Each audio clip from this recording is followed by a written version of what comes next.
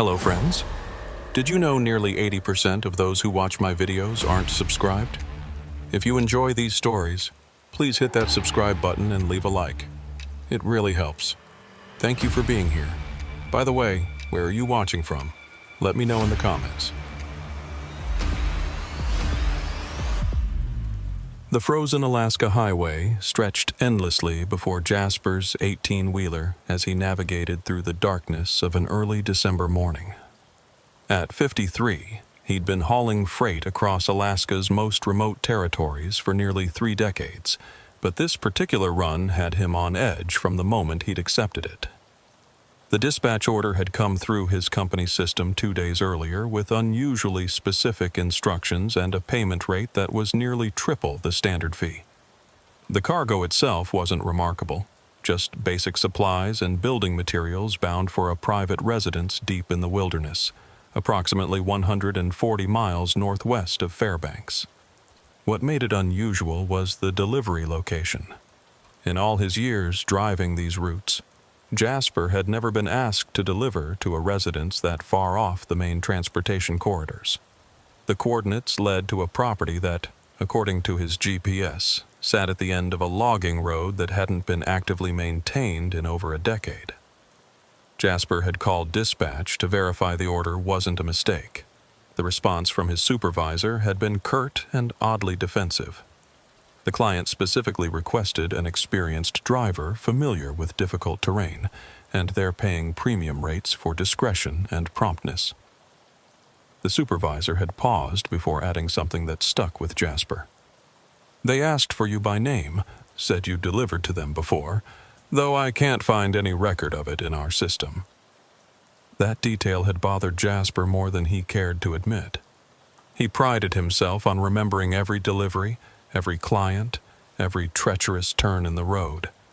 But he had no recollection of delivering to these coordinates or dealing with a client named Ezra Blackwood, the name on the manifest.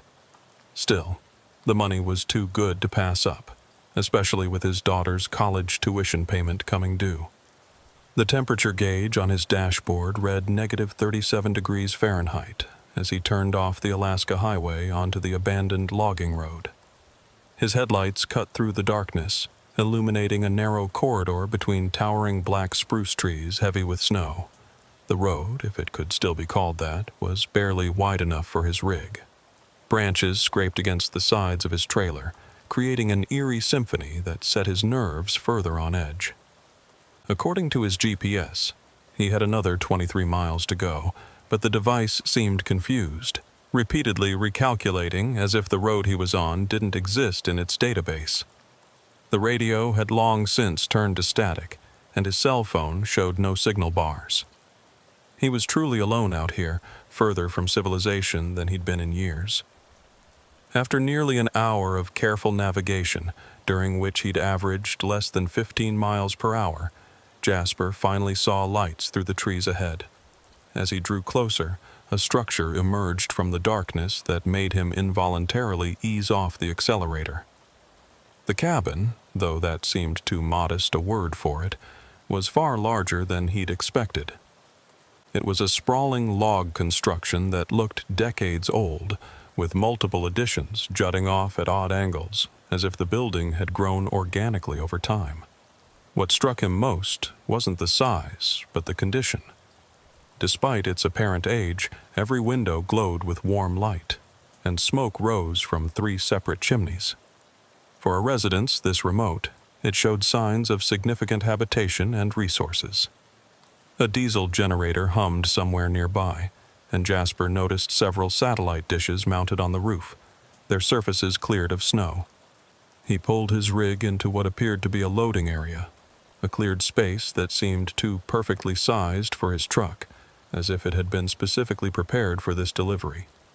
As he set the parking brake and prepared to exit the cab, movement in one of the cabin's windows caught his eye. A figure stood there, motionless, watching him. Even from a distance, Jasper could tell the person was unusually tall and thin. The cabin's front door opened before Jasper could climb down from his cab. The man who emerged matched the figure he'd seen in the window. Ezra Blackwood, Jasper presumed, stood at least 6.5 feet tall, but couldn't have weighed more than 160 pounds. His gaunt frame was accentuated by the old-fashioned clothing he wore, dark wool trousers with suspenders over a white shirt that looked like it belonged in a museum. His face was all sharp angles, with hollow cheeks and deep-set eyes that reflected the porch light like a nocturnal animal's. "Jasper," the man called out, his voice carrying clearly across the cold air. "Right on schedule. I do appreciate punctuality." There was something unsettling about how he said Jasper's name, a familiarity that didn't match the fact they'd never met. Jasper grabbed the manifest clipboard and climbed down from the cab, his boots crunching in the fresh snow. "Mr. Blackwood?" Jasper kept his tone professional despite his growing discomfort. "I've got your delivery. Where would you like me to unload?" Ezra's thin lips pulled back in what might have been intended as a smile, but looked more like a grimace. "Please, call me Ezra. We're too far from civilization for such formalities." He gestured toward a large, barn-like structure Jasper hadn't noticed initially, set back among the trees. "Everything goes in there. But first, you must be cold. Come inside, warm yourself. Prudence has prepared something hot to drink." Every instinct Jasper had developed over 30 years of driving told him to politely decline, unload quickly, and get back on the road. But there was something in Ezra's tone, not quite threatening but certainly expecting compliance, that made refusal seem inadvisable. Besides, his hands were already growing numb despite his insulated gloves. "Just for a moment," Jasper agreed, following Ezra toward the cabin. The interior was even more unusual than the exterior had suggested. The main room was expansive, with ceilings that stretched up 2 stories. Animal heads mounted on the walls, but not the typical Alaskan game. These were things Jasper couldn't immediately identify, with antlers that twisted in impossible directions and faces that seemed almost human in their expressions. The furniture was all handmade, heavy wooden pieces that looked centuries old. But it was the smell that made Jasper's stomach turn. Beneath the wood smoke and pine, there was something else, something organic and wrong, like meat that had been left out too long but not quite long enough to completely rot. "Prudence," Ezra called out. "Our guest has arrived." A woman emerged from what Jasper assumed was the kitchen. Where Ezra was tall and gaunt, Prudence was short and round, but there was something equally unsettling about her appearance. Her face was almost perfectly circular, with small features clustered in the center as if someone had pressed them there as an afterthought. She wore a long dress that might have been fashionable in the 1890s, and her hair was pulled back in a severe bun that stretched her skin tight across her skull. "You must be tired from your journey," she said, her voice high and childlike despite her apparent middle age. Sit. I'll bring you something warm." Before Jasper could protest, she had disappeared back into the kitchen.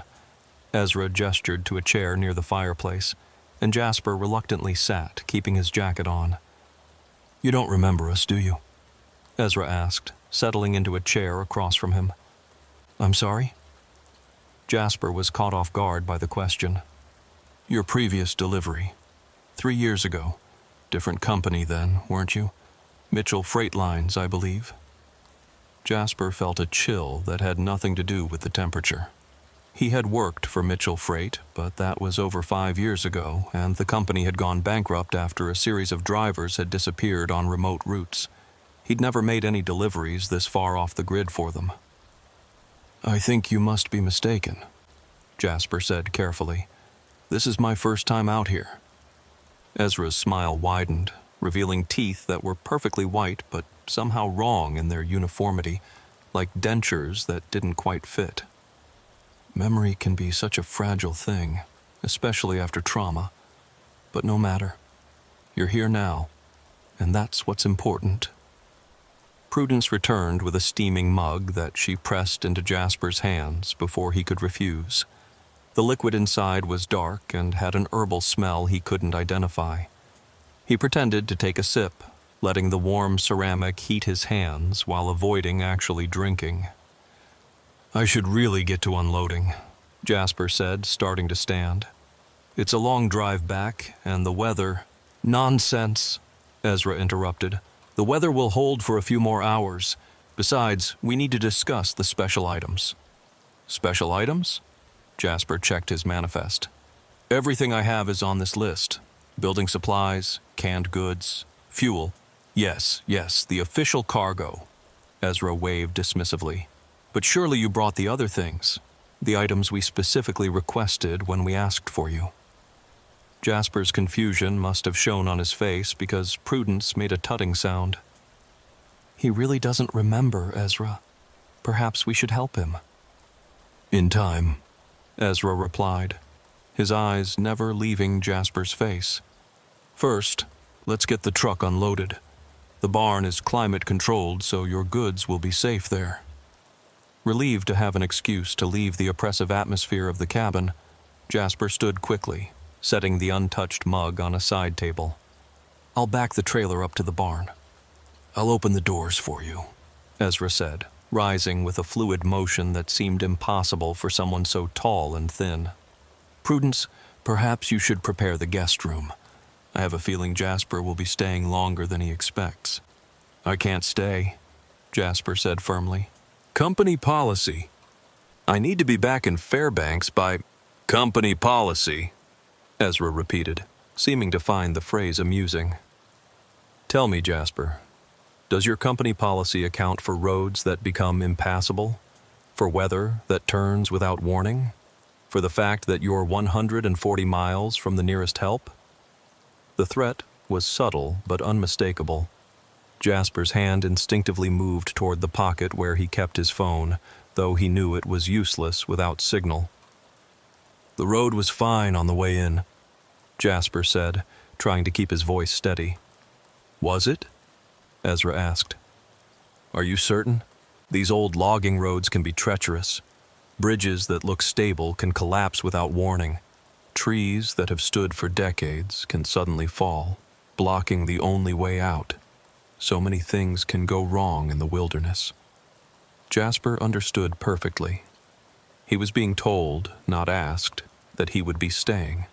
The question was why, and more importantly, how he was going to get out of the situation. "Let me get the truck unloaded," he said, buying time to think. "Then we can discuss whatever you need to discuss." Ezra's smile returned, all those perfect wrong teeth on display. "Excellent.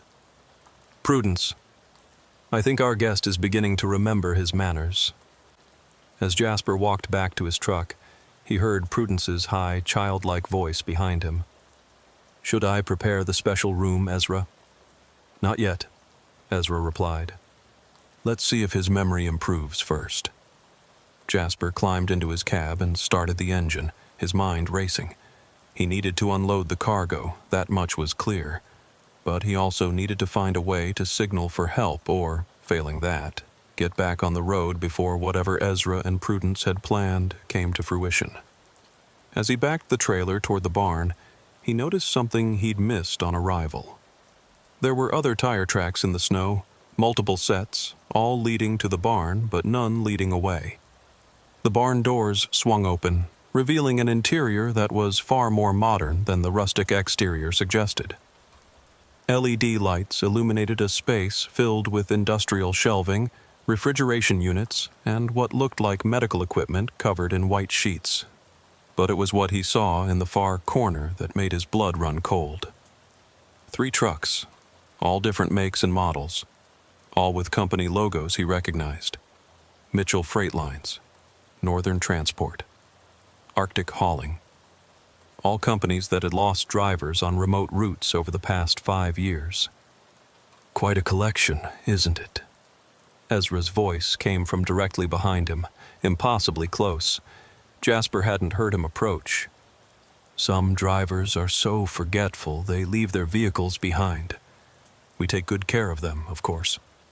Waste not, want not." Jasper's hand moved to the gear shift, calculating if he could simply drive away, cargo and all. But Ezra's hand, cold even through Jasper's jacket, landed on his shoulder. Now, Ezra said softly. Let's not be hasty. You haven't even seen what we really need delivered. You see, Jasper, you're not here to bring us supplies. You're here because you are the supply. Before Jasper could react, something sharp pricked his neck. The world tilted, colors bleeding together like watercolors in rain. The last thing he saw before darkness claimed him was Prudence standing in the barn doorway, holding a syringe and wearing that same unsettling smile. "Welcome home, Jasper," she said in her little girl voice. "We've been waiting so long for you to come back." Consciousness returned slowly, like swimming up through thick, dark water.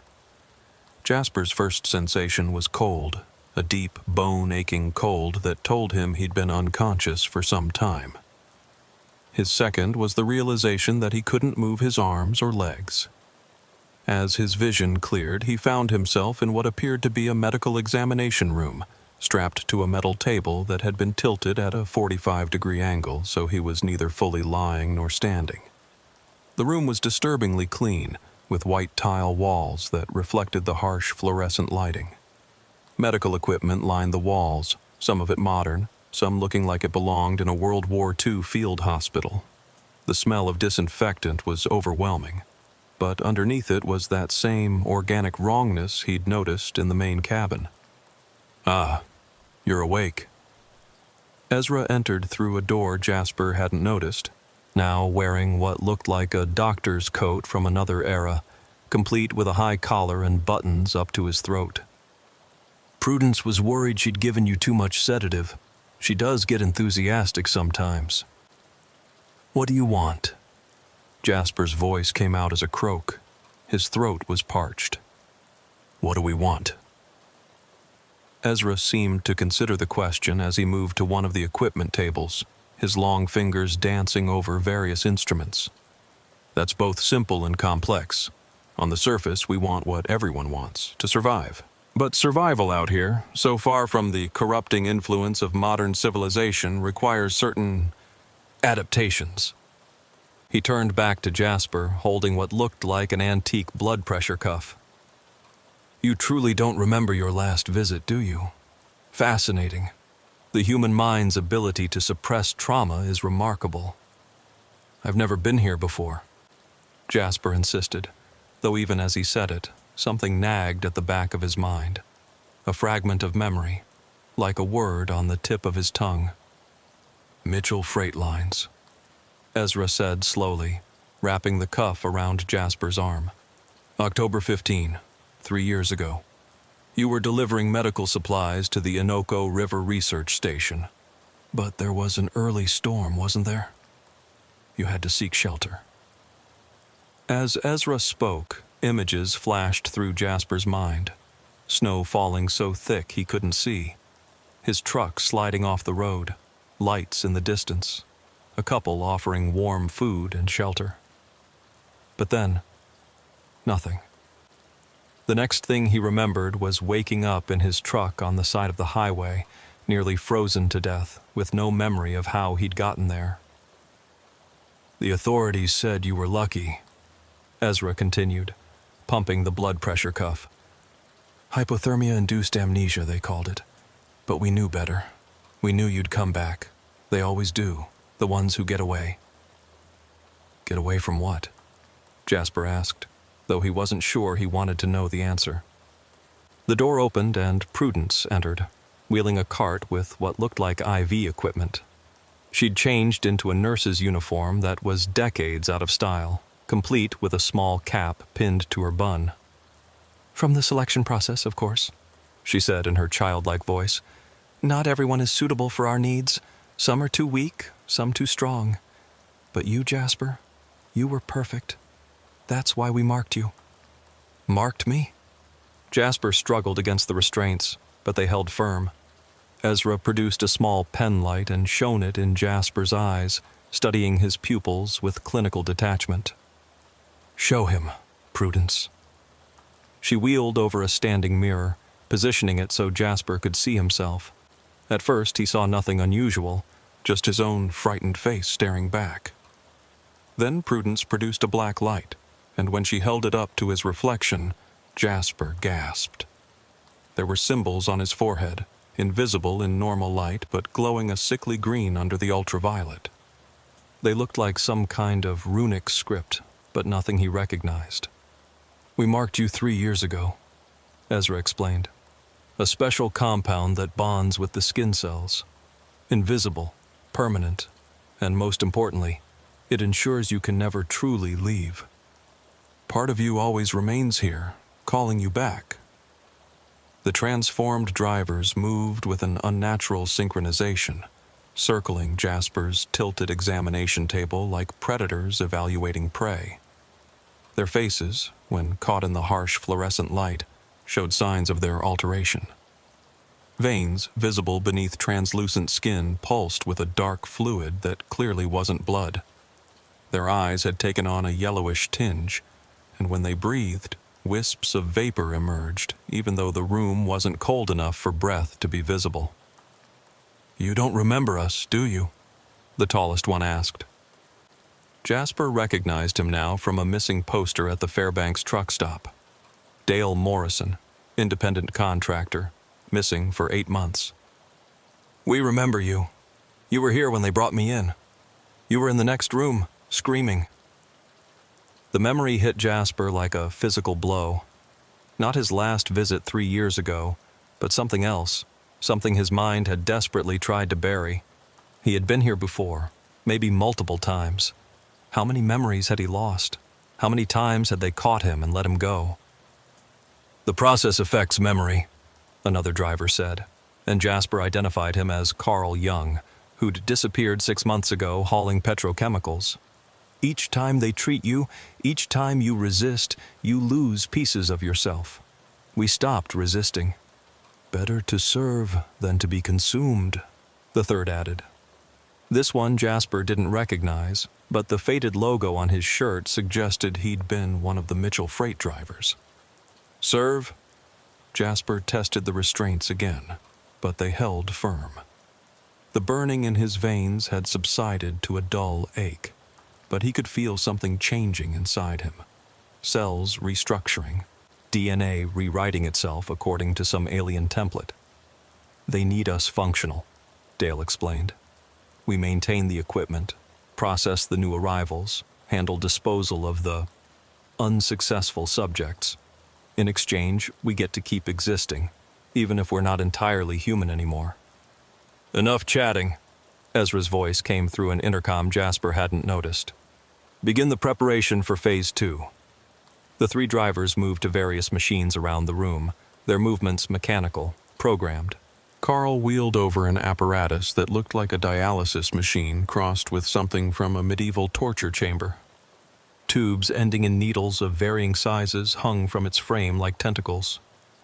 "This won't be pleasant," Dale said, and for a moment Jasper caught a glimpse of humanity in his altered eyes, a flash of sympathy or perhaps shared suffering. "But if you survive it, the pain stops. Everything stops. The fear, the cold, the hunger. You become something else, something that doesn't need those human weaknesses anymore." "I'd rather die," Jasper said through gritted teeth. "That's what I said too," Carl replied, preparing the needles. "That's what we all said. But when you're facing actual death, when you feel your organs shutting down and your brain firing its last neurons, survival instinct takes over. You'll beg for the transformation. We all did."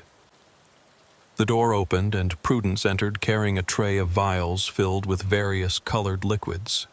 Up close, Jasper could see that she too had been altered, though more subtly than the drivers. Her skin had a waxy quality, and her movements were too precise, too perfect, like a machine imitating human motion. "His blood work shows remarkable compatibility," she announced in her childlike voice. "Even better than 3 years ago. The repeated exposure has actually improved his candidacy." "Excellent," Ezra's voice crackled through the intercom. Proceed with the extraction. Start with the spinal fluid.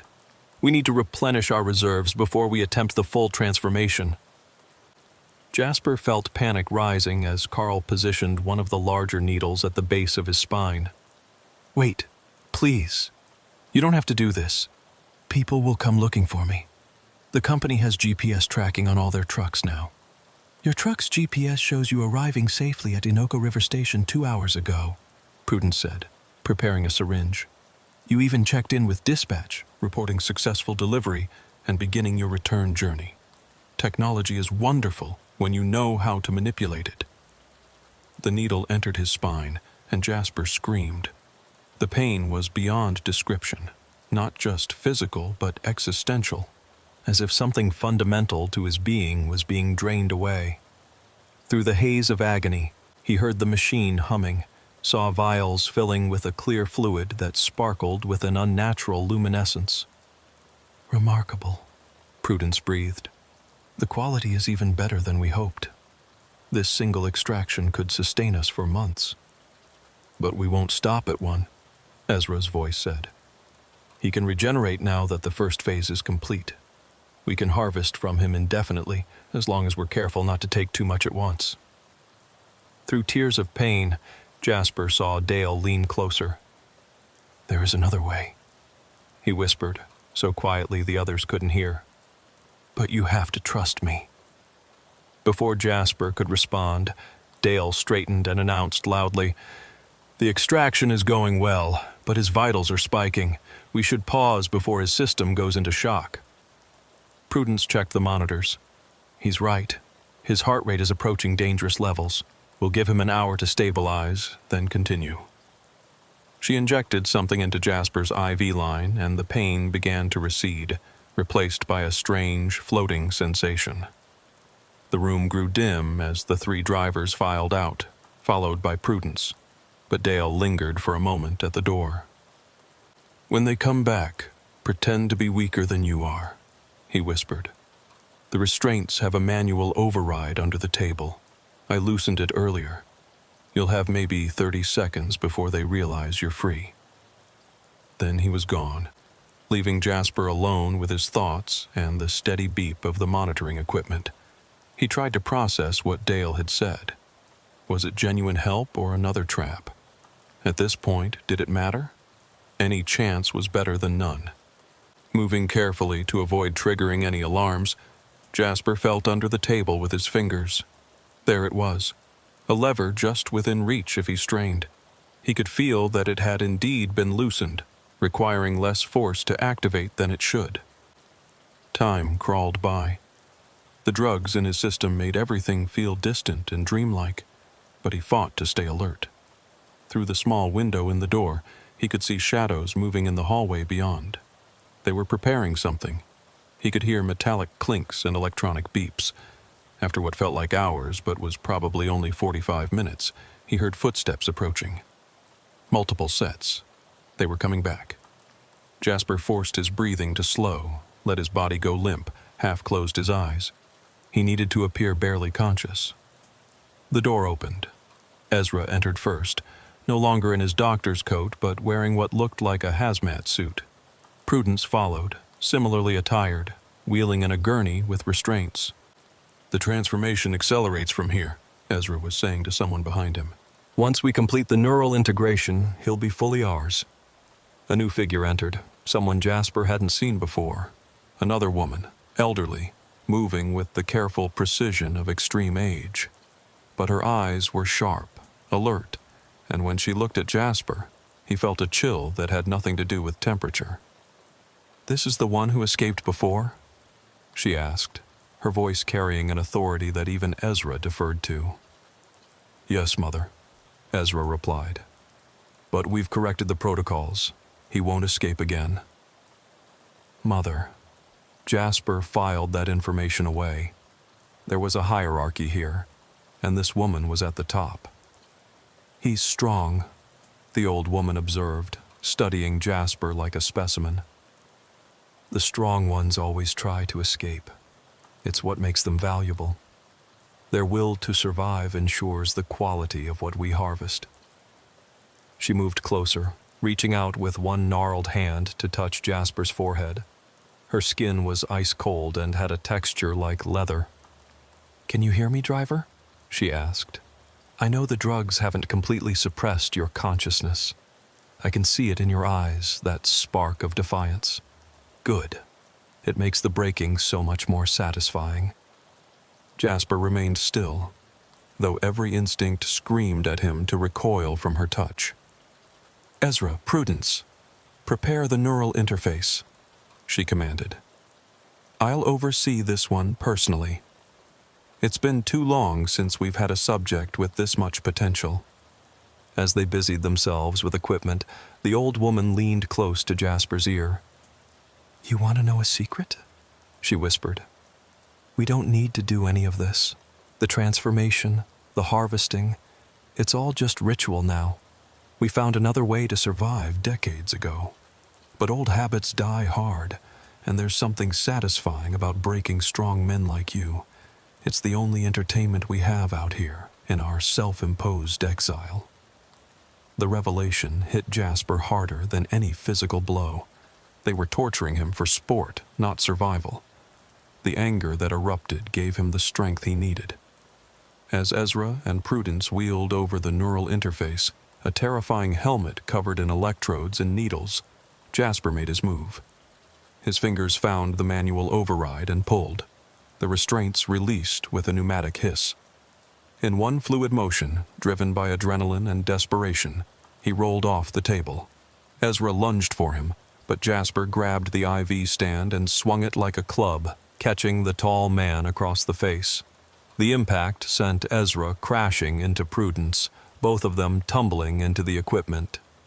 The old woman didn't move, didn't even seem surprised.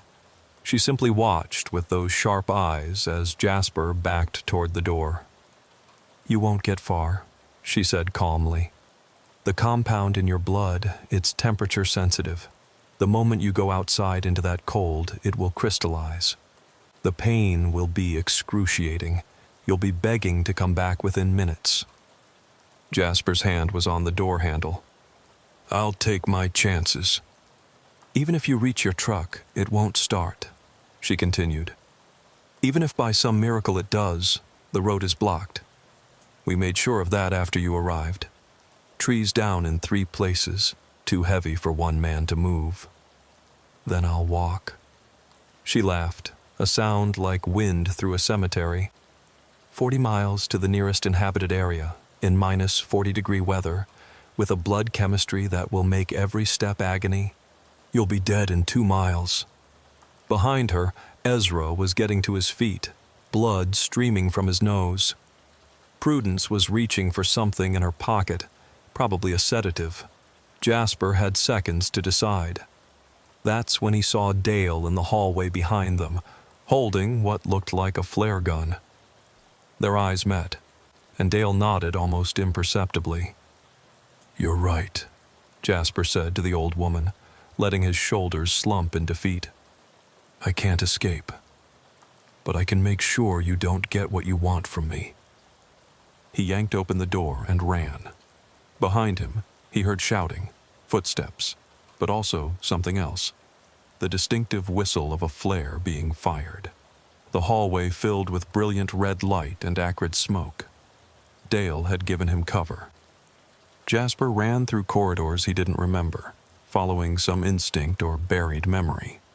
The cabin was larger than it appeared from outside, with sections that seemed to extend underground. He passed rooms filled with medical equipment, storage areas stacked with supplies that could sustain a small army, and other doors he didn't have time to investigate. The cold hit him the moment he burst through an exit door into the Arctic night. The old woman had been right about one thing. The compound in his blood reacted immediately to the temperature change. It felt like thousands of needles were being driven into every nerve ending simultaneously. But Jasper had been through worse now.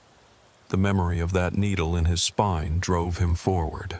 His truck sat where he'd left it, covered in a thin layer of fresh snow. He climbed into the cab, grateful he'd left the keys in the ignition, an old habit from routes where getting locked out could mean death. The engine turned over on the third try, coughing to life with a reluctance that suggested it had been tampered with but not completely disabled. Through the windshield, he could see figures emerging from the cabin. Ezra, Prudence, the three transformed drivers, and the old woman, standing in the doorway like a specter. Jasper threw the truck into gear and started forward, then stopped. He couldn't leave the cargo, evidence of his presence here. But more importantly, he'd seen those other trucks in the barn. There might be evidence in them, something that could lead authorities back here. Making a decision that went against every survival instinct, he turned the truck toward the barn instead of the road. The massive doors were still open from earlier. He gunned the engine, building speed, and aimed directly for the structure. The impact was tremendous. His truck plowed through the abandoned vehicles, shoving them aside like toys. The momentum carried him straight through the back wall of the barn, wood and metal exploding outward in a shower of debris. Beyond the barn was the forest, and beyond that, if his memory of the maps was correct, an old logging trail that connected to a different road, one they might not have blocked. It would be rough, maybe impossible for a truck this size, but it was his only chance. In his mirrors, he could see flames beginning to engulf the barn. Something he'd hit must have ruptured a fuel line. Good. Let it all burn.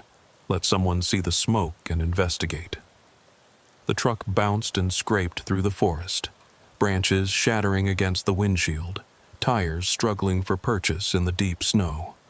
Every impact sent new waves of pain through his system as the compound in his blood continued its crystallization process. Behind him, he could hear engines starting. They were coming after him. But he had a head start, and more importantly, he had 30 years of experience driving in conditions that would stop most people. The old logging trail appeared like a miracle, barely visible under the snow, but definitely there. He turned onto it, the truck fishtailing dangerously before finding traction. In his mirrors, headlights were weaving through the trees, getting closer. That's when he saw the first fallen tree blocking the road, a massive spruce lying across the trail like a barricade. But Jasper had dealt with obstacles before. He downshifted, building torque, and aimed for the root end where the trunk was elevated slightly off the ground. The impact nearly stopped the truck, but the momentum and weight of the loaded trailer carried him over. The undercarriage scraped horribly, and he could hear air hissing from damaged brake lines, but he was through. 2 more obstacles appeared and were conquered the same way, each taking its toll on the truck. By the time he reached the intersection with the main logging road, the engine was overheating, the brakes were barely functional, and at least 2 tires were shredded. But he could see lights in the distance, not the pursuing vehicles, but the steady glow of the highway. He'd made it to a different road, one they hadn't expected him to know about. As he limped onto the paved surface, he grabbed his CB radio, finding an emergency channel. "Mayday, mayday. This is Truck 774 Heavy. I need immediate assistance. Multiple hostiles in pursuit. GPS coordinates." He rattled off his location, then added something that would guarantee a response. "Possible human trafficking situation. Multiple victims at the following coordinates." He gave the location of the cabin, then repeated the message twice more before the radio died, another casualty of the damage to his truck. In his mirrors, he could see the pursuit vehicles had stopped at the edge of the forest, unwilling to follow him onto the public highway where they might be seen. He'd won this round, but as the adrenaline faded and the pain from the crystallizing compound intensified, he wondered at what cost. Miles later, as red and blue lights finally appeared in the distance, Jasper allowed himself to slump over the steering wheel. He was alive. He was free. But the marks on his skin, invisible to normal sight, were still there. And now he knew the truth. They would always be there, calling him back. As state troopers surrounded his truck and paramedics rushed to assist him, Jasper made a silent vow. He would make sure authorities found that cabin, make sure Ezra, Prudence, and especially the old woman, faced justice. But even as he made this promise, he could hear her voice in his head, carried on the wind that whistled through his damaged truck. "You'll be back, Jasper. They always come back. And next time, we'll be ready for you." The paramedic asking him questions looked concerned as Jasper started laughing, a sound with too much hysteria and not enough humor. How could he explain that he'd escaped from something that shouldn't exist, from people who weren't quite people anymore, from a fate worse than death but disguised as salvation? How could he explain that even now, safe and surrounded by help, he could feel the pull northward, feel the marks on his skin tingling with promise and threat? He couldn't. So he simply closed his eyes and let the paramedics do their work, trying not to think about the fact that in the 3 years since his first escape, he'd forgotten everything until it was almost too late. What would he forget this time? And how long before they called him back again? The Alaska State Trooper Station in Fairbanks was not equipped for the story Jasper told them. He sat in an interview room, wrapped in a thermal blanket, watching Detective Sarah Chen's expression grow increasingly skeptical as he described the cabin, the transformed drivers, and the old woman who seemed to orchestrate it all. "Mr. Holbrook," the detective said, using the false surname from the ID he carried for emergencies. Jasper hadn't corrected her, some instinct telling him to keep his real identity protected. "You've been through severe trauma. The medical team found high levels of unknown substances in your bloodstream. Is it possible that what you experienced was hallucinations?" Jasper finished for her. "That's what you think, that I was drugged and imagined it all. The coordinates you provided led to an abandoned mining camp that's been deserted for 20 years. Chen said gently. "No cabin, no barn, no evidence of recent habitation, just old equipment and collapsed structures." Jasper stared at her, his mind racing. They'd moved. Somehow, in the hours between his escape and the arrival of law enforcement, they'd vanished. Or perhaps the coordinates had been wrong, scrambled by the drugs in his system or deliberately altered by the compound affecting his brain. "The tracks," he said desperately. "My truck left tracks. The damage to it, that's real. You can't fake that." "We're not disputing that you crashed through something," Chen acknowledged, "but it could have been the old mining structures. The brain, under extreme stress and unknown chemicals, can construct elaborate narratives to make sense of trauma." She pushed a form across the table.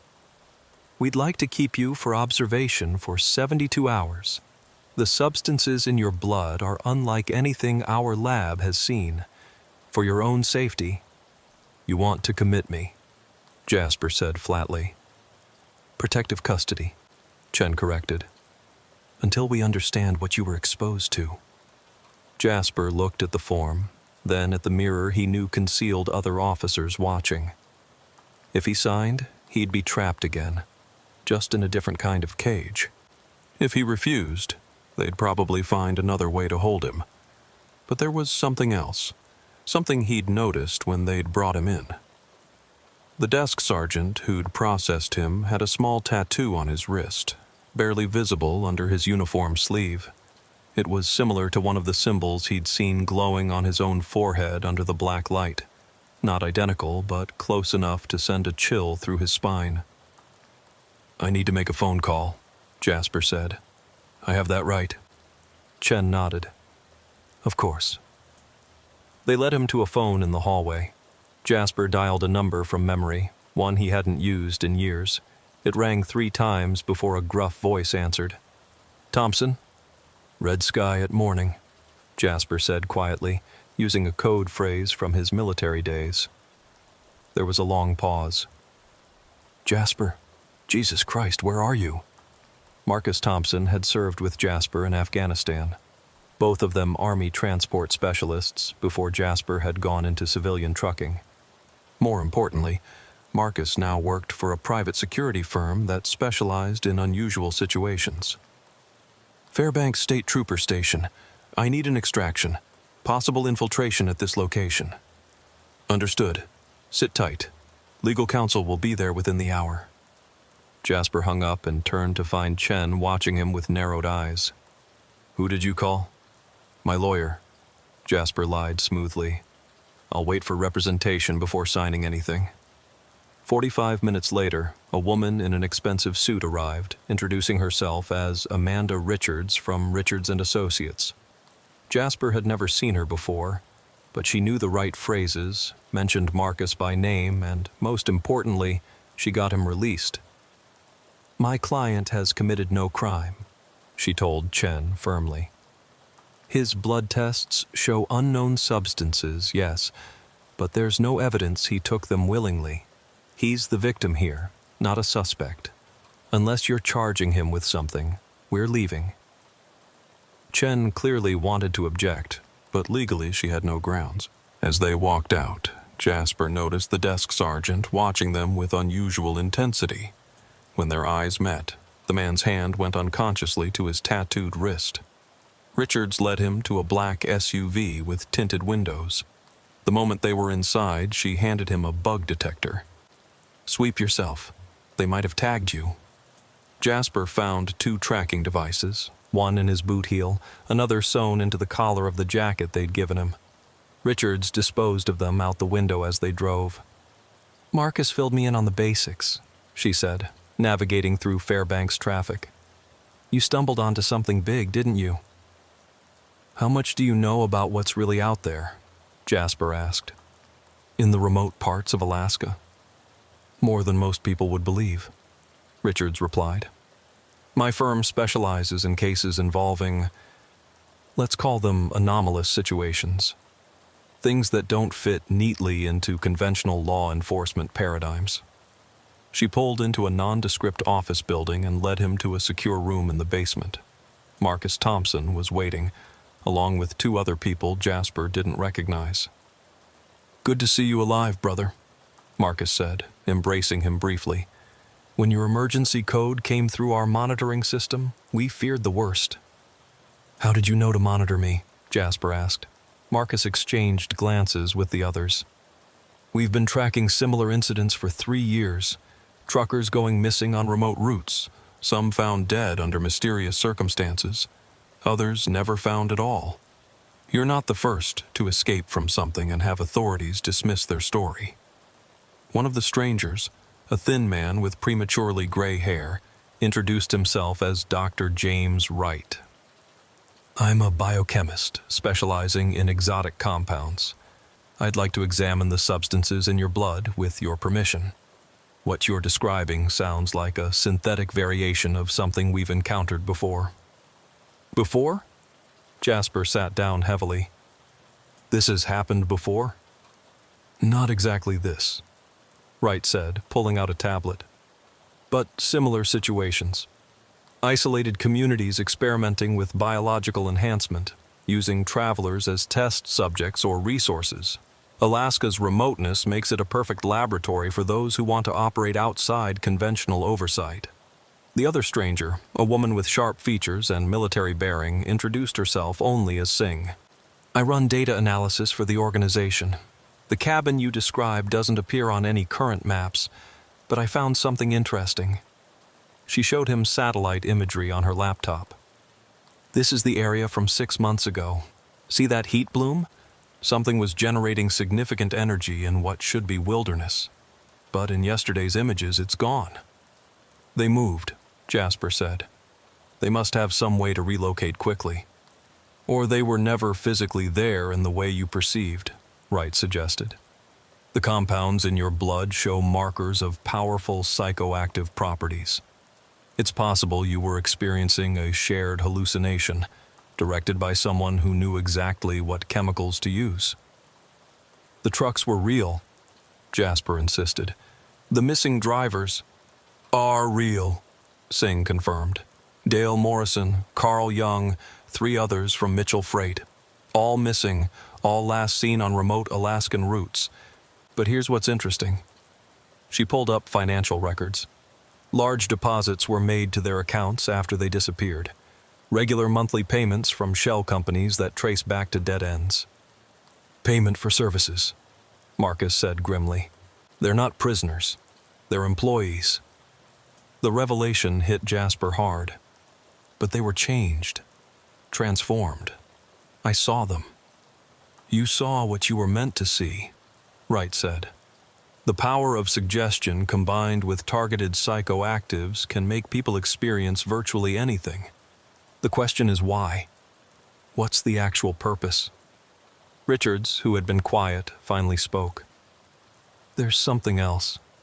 The desk sergeant at the station, the one with the tattoo. He's not the only one. We've identified similar markings on people throughout Alaska's law enforcement and transportation infrastructure. Small tattoos, always partially hidden, all variations of the same basic symbol.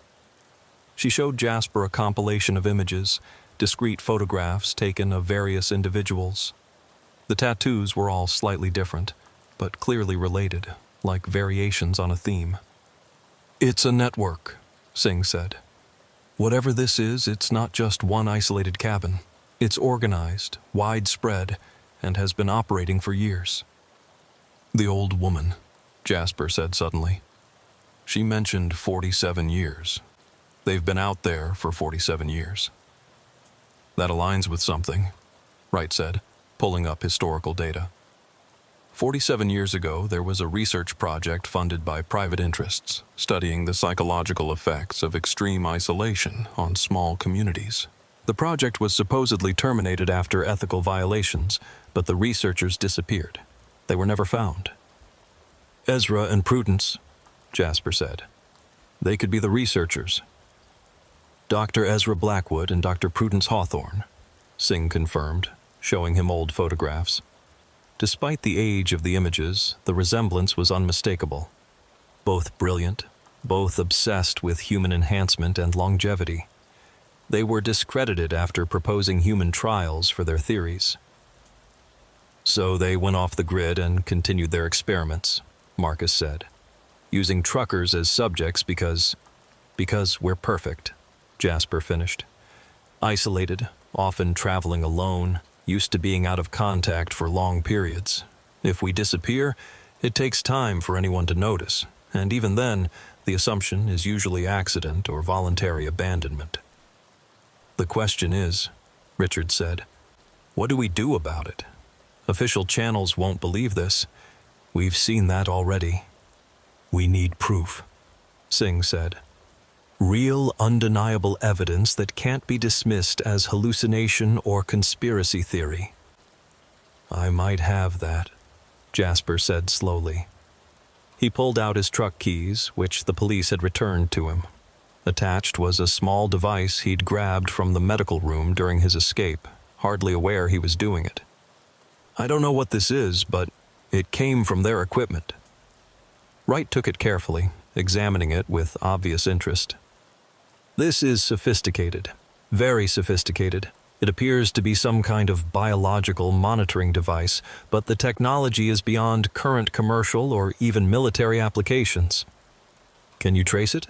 Marcus asked. Find out where it was manufactured? I can try, Wright said. But this is going to take time. Time we might not have, Jasper said. They know I escaped. They know I have knowledge of their operation. They'll either move completely or they'll come for you, Marcus finished. The marks on your skin, you said they were permanent? Jasper nodded. They said I'd always be drawn back, that I couldn't truly escape. Then we use that, Singh said suddenly. We turn their trap against them. You go back, but this time you're not alone. You're wired, tracked, and backed up by a full team. That's insane, Richard said. You're talking about using him as bait. I'm talking about ending this, Singh replied. How many more truckers have to disappear before someone takes action? Jasper thought about Dale Morrison, who had helped him escape despite his own transformation, about the other drivers who hadn't been so lucky, about all the ones who might be targeted in the future. I'll do it, he said. But not yet. First, we need to understand what we're really dealing with. Right? How long do you need to analyze that device and my blood samples? "72 hours minimum," Wright said. "Maybe less if I call in some favors." "Then we have 72 hours to prepare," Marcus said. "Singh, I want everything you can find on disappearances along remote routes. Focus on patterns, timing, anything that might predict their next move. Richards, we need legal frameworks ready in case we do find evidence, and Jasper—" "I need to remember," Jasper said. "Really remember. Not just the recent stuff, but everything. Every time I've been there, every detail I've suppressed." He looked at Wright. "Is there something you can give me to counteract whatever they used to block my memories?" Wright considered this. "Possibly. But recovering suppressed memories, especially traumatic ones, can be dangerous. You might not like what you remember." "I already don't like it," Jasper said. "But if we're going to stop them, I need the complete picture." As the team dispersed to their various tasks, Jasper remained in the secure room with Marcus. His old friend studied him with concern. "You sure about this? Going back?" "No," Jasper admitted. "But I keep thinking about what the old woman said. They don't really need to do what they're doing. They choose to. They enjoy it. How many people have suffered because of their games? And you think you can stop them?" "I think I have to try. Because here's the thing, Marcus. The marks on my skin, they're not just calling me back. They're getting stronger. I can feel it. Whatever they put in me, it's not done changing me. If we don't stop them soon, I might not be myself anymore." Marcus gripped his shoulder. "We won't let that happen." But as Jasper looked at his reflection in the dark window, he could swear he saw his features shifting slightly, becoming sharper, more angular, like Ezra's, like the transformed driver's. Time was running out, and the thing inside him was growing stronger. The question was whether they could stop Ezra, Prudence, and the old woman before Jasper became one of them permanently, and whether, when the time came to return to that cabin in the wilderness, he would still have enough humanity left to want to escape. Dr. Wright's laboratory was hidden in an industrial district on the outskirts of Anchorage, disguised as a chemical supply company. For 48 hours, Jasper had submitted to test after test, while Wright analyzed both his blood and the device he'd taken from the cabin. The results were disturbing beyond anything they'd anticipated. "The compound in your system isn't just altering you," Wright explained, showing Jasper a series of microscopic images. "It's rewriting your DNA in real time. Look at these samples taken 12 hours apart. Your cellular structure is changing at a rate that should be impossible." Jasper stared at the images, seeing cells that looked increasingly alien with each progressive sample. "How long before it's irreversible?" "Based on the progression rate, maybe another 72 hours, maybe less. The process seems to accelerate under stress." "And the device?" Wright held up the small instrument Jasper had grabbed. "It's a genetic sequencer, but far more advanced than anything publicly known. It's designed to monitor and guide genetic changes in real time. Whoever built this understood biological manipulation at a level that's decades ahead of current science." Singh entered the lab, her face grim. "We have a problem. 3 more truckers have gone missing in the last 2 days, all on remote routes within a 200-mile radius of Fairbanks. But here's the interesting part. They all had one thing in common." She showed them employment records. They all previously worked for companies that went bankrupt after losing drivers. Mitchell Freight, Northern Transport, Arctic Hauling. Someone's specifically targeting drivers with connections to previous disappearances. "They're cleaning house," Marcus said, joining them. "Eliminating witnesses or potential threats. Or recruiting," Jasper said quietly. "Dale Morrison helped me escape. Maybe others would too, given the chance. They need to replace the disloyal ones." Richards arrived with a folder of legal documents. "I've been investigating the financial angle. Those shell companies Singh found, They all trace back to research grants from the 1970s that were never officially terminated. Someone's been funding this operation with government money that technically doesn't exist. Black budget projects, Marcus said. Operations that were never officially approved but never officially canceled either. Jasper felt the marks on his skin beginning to burn. It had been getting worse over the past day, a constant low-level pain that spiked periodically. We're running out of time. If we're going to do this, it has to be now. The trap's ready, Singh said. We've identified the most likely location for their new base of operations. There's an abandoned research station about 80 miles northeast of where you escaped. Thermal imaging shows activity, and the power consumption for that area is way above what it should be. I'll need to approach alone, Jasper said. If they see a convoy, they'll scatter.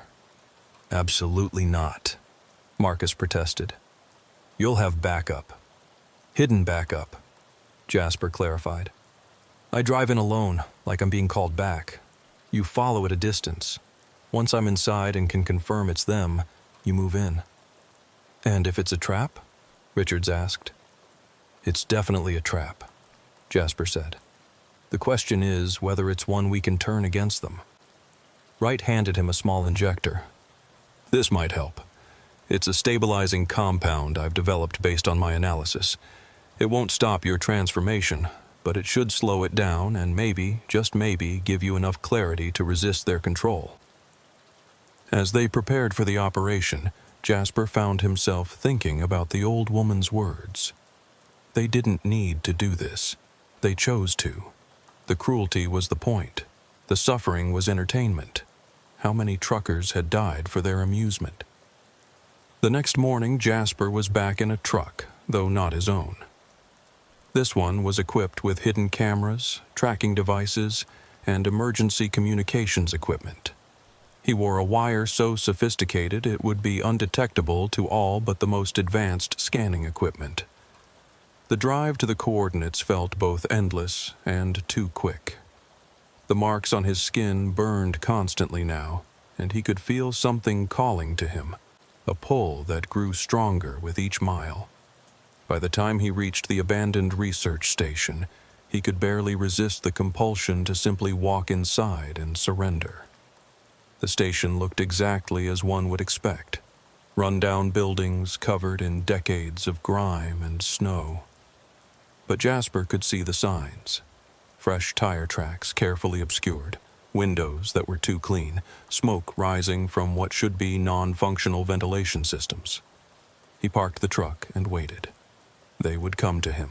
They always did. He didn't have to wait long. The door to the main building opened, and Dale Morrison walked out. But it wasn't the transformed Dale from the cabin. This version looked entirely human, normal even, except for the way he moved. Too smooth, too precise. "Hello, Jasper," Dale said, his voice carrying clearly across the cold air. "We've been expecting you." Dale. Jasper climbed down from the cab, fighting the urge to run either toward or away from the building. "You helped me escape." "I helped you delay the inevitable," Dale corrected. "But you're here now, so it worked out as intended." "As intended?" Dale smiled, and it was genuinely sad. "You think you escaped because you're strong, but you escaped because she wanted you to. The old woman, she likes the ones who fight, makes the eventual surrender sweeter." "I'm not surrendering." "Aren't you? You're here, alone, again." Dale gestured to the building. "They're waiting inside, all of them, even some new faces you haven't met yet." Jasper activated the emergency signal, alerting his backup team. "I didn't come alone this time." Dale's expression didn't change. "We know. Your friends are about 15 minutes out. That's why we need to have this conversation now." Before Jasper could respond, the ground beneath his feet shifted. What he'd thought was solid permafrost was actually a camouflaged platform that tilted, sending him sliding into a concealed pit. He landed hard on a padded surface 10 feet down, the walls too smooth and high to climb. Dale's face appeared at the edge above. "I'm sorry, Jasper. I tried to warn you, but you didn't understand. This isn't about Ezra and Prudence. It never was. They're just the caretakers." "Caretakers of what?" "Of the thing that's been here long before any of us. The thing in the ground that changes people. They didn't discover it. It discovered them." The pad beneath Jasper began to descend, carrying him deeper underground. Emergency lights flickered on, revealing a shaft that seemed to go down forever. Dale's voice followed him down. "Your friends will find empty buildings. By the time they realize you're underground, you'll be too deep for their equipment to detect. And by the time they find this entrance, if they ever do, you'll be one of us." The descent continued for what felt like hours, but was probably only minutes. Finally, the platform stopped in a vast underground chamber, clearly artificial but ancient, carved from the bedrock itself. The walls were covered in symbols similar to the marks on Jasper's skin, glowing with a faint phosphorescence. Ezra and Prudence were waiting, along with the old woman and a dozen others Jasper didn't recognize. All had the same slightly wrong appearance, like humans designed by something that didn't quite understand human proportions. "Welcome back, Jasper," the old woman said. "Or should I say, welcome home. This is where you were always meant to be." "What is this place?" Jasper demanded, though he could feel his resistance weakening. The marks on his skin were resonating with the symbols on the walls, creating a harmony that was almost pleasant. "This is where it lives," Prudence said in her childlike voice. "The thing that fell from the stars millennia ago. It's been waiting so patiently for the right kind of minds to shape, the right bodies to modify." "It's not malevolent," Ezra added. "It simply exists on a different scale than us. We're like cells to it, and it's trying to optimize us for purposes we can't fully comprehend. But we get benefits," the old woman said. "Extended life, enhanced capabilities, freedom from human limitations. All it asks in return is that we bring it new genetic material to study." "The truckers," Jasper said, understanding finally dawning. "You're feeding truckers to an alien parasite." "Such crude terms," the old woman chided. "We're facilitating a symbiotic relationship. Some become part of the collective like us. Others provide raw material for its experiments. Either way, they serve a purpose greater than hauling cargo across frozen wastelands." Jasper felt his knees weakening. The compound in his blood was reacting to something in the air down here, accelerating the transformation. He could feel his thoughts becoming cloudy, his resistance crumbling. "Your friends are walking into the empty buildings now," Ezra reported, checking a device. "They're finding nothing. Soon they'll give up, assume you were delusional. Another trucker lost to the wilderness." "No," Jasper said, but his voice lacked conviction. The harmony between his marks and the walls was becoming overwhelming, like a song he'd been waiting his whole life to hear. That's when he remembered Wright's injector. With the last of his willpower, he pulled it from his pocket and pressed it against his neck. The stabilizing compound flooded his system, and suddenly the harmony became discord. The pleasant sensation turned to agony, but with it came clarity. "Interesting," the old woman observed. "You're still fighting. How delightful." But Jasper wasn't listening. The pain had cleared his mind enough to remember something crucial. The wire he was wearing wasn't just for audio. Wright had modified it with a special transmitter that could penetrate deep rock using a very specific frequency, one that would be triggered by the biological changes in his body reaching a critical mass. The transformation was his beacon. Above ground, 80 feet of rock and permafrost away, Singh's equipment suddenly lit up with a signal stronger than anything they'd expected. Not just Jasper's location, but a massive electromagnetic signature that indicated something far larger than a simple underground chamber. My God, Marcus said, looking at the readings. There's a whole complex down there. It's huge. Get drilling equipment, Singh commanded, and call in everyone. This isn't a rescue anymore. It's an excavation. Below, the old woman sensed something had changed. She studied Jasper with those sharp eyes, then smiled. Clever. You're broadcasting your transformation, using our own process against us. They'll find this place, Jasper said through gritted teeth. They'll stop you. Will they? She gestured to the walls, which were beginning to pulse with a different rhythm. This entity has existed for millennia. It's survived ice ages, asteroid impacts, and the rise and fall of civilizations. Do you really think your little team of would-be heroes can stop it? The chamber began to shake, not from drilling but from something deeper. The entity was waking up, responding to the disruption of its careful orchestration. You have no idea what you've done, the old woman said, but for the first time Jasper heard fear in her voice. It's been dormant for decades, content to work through us. If it fully wakes...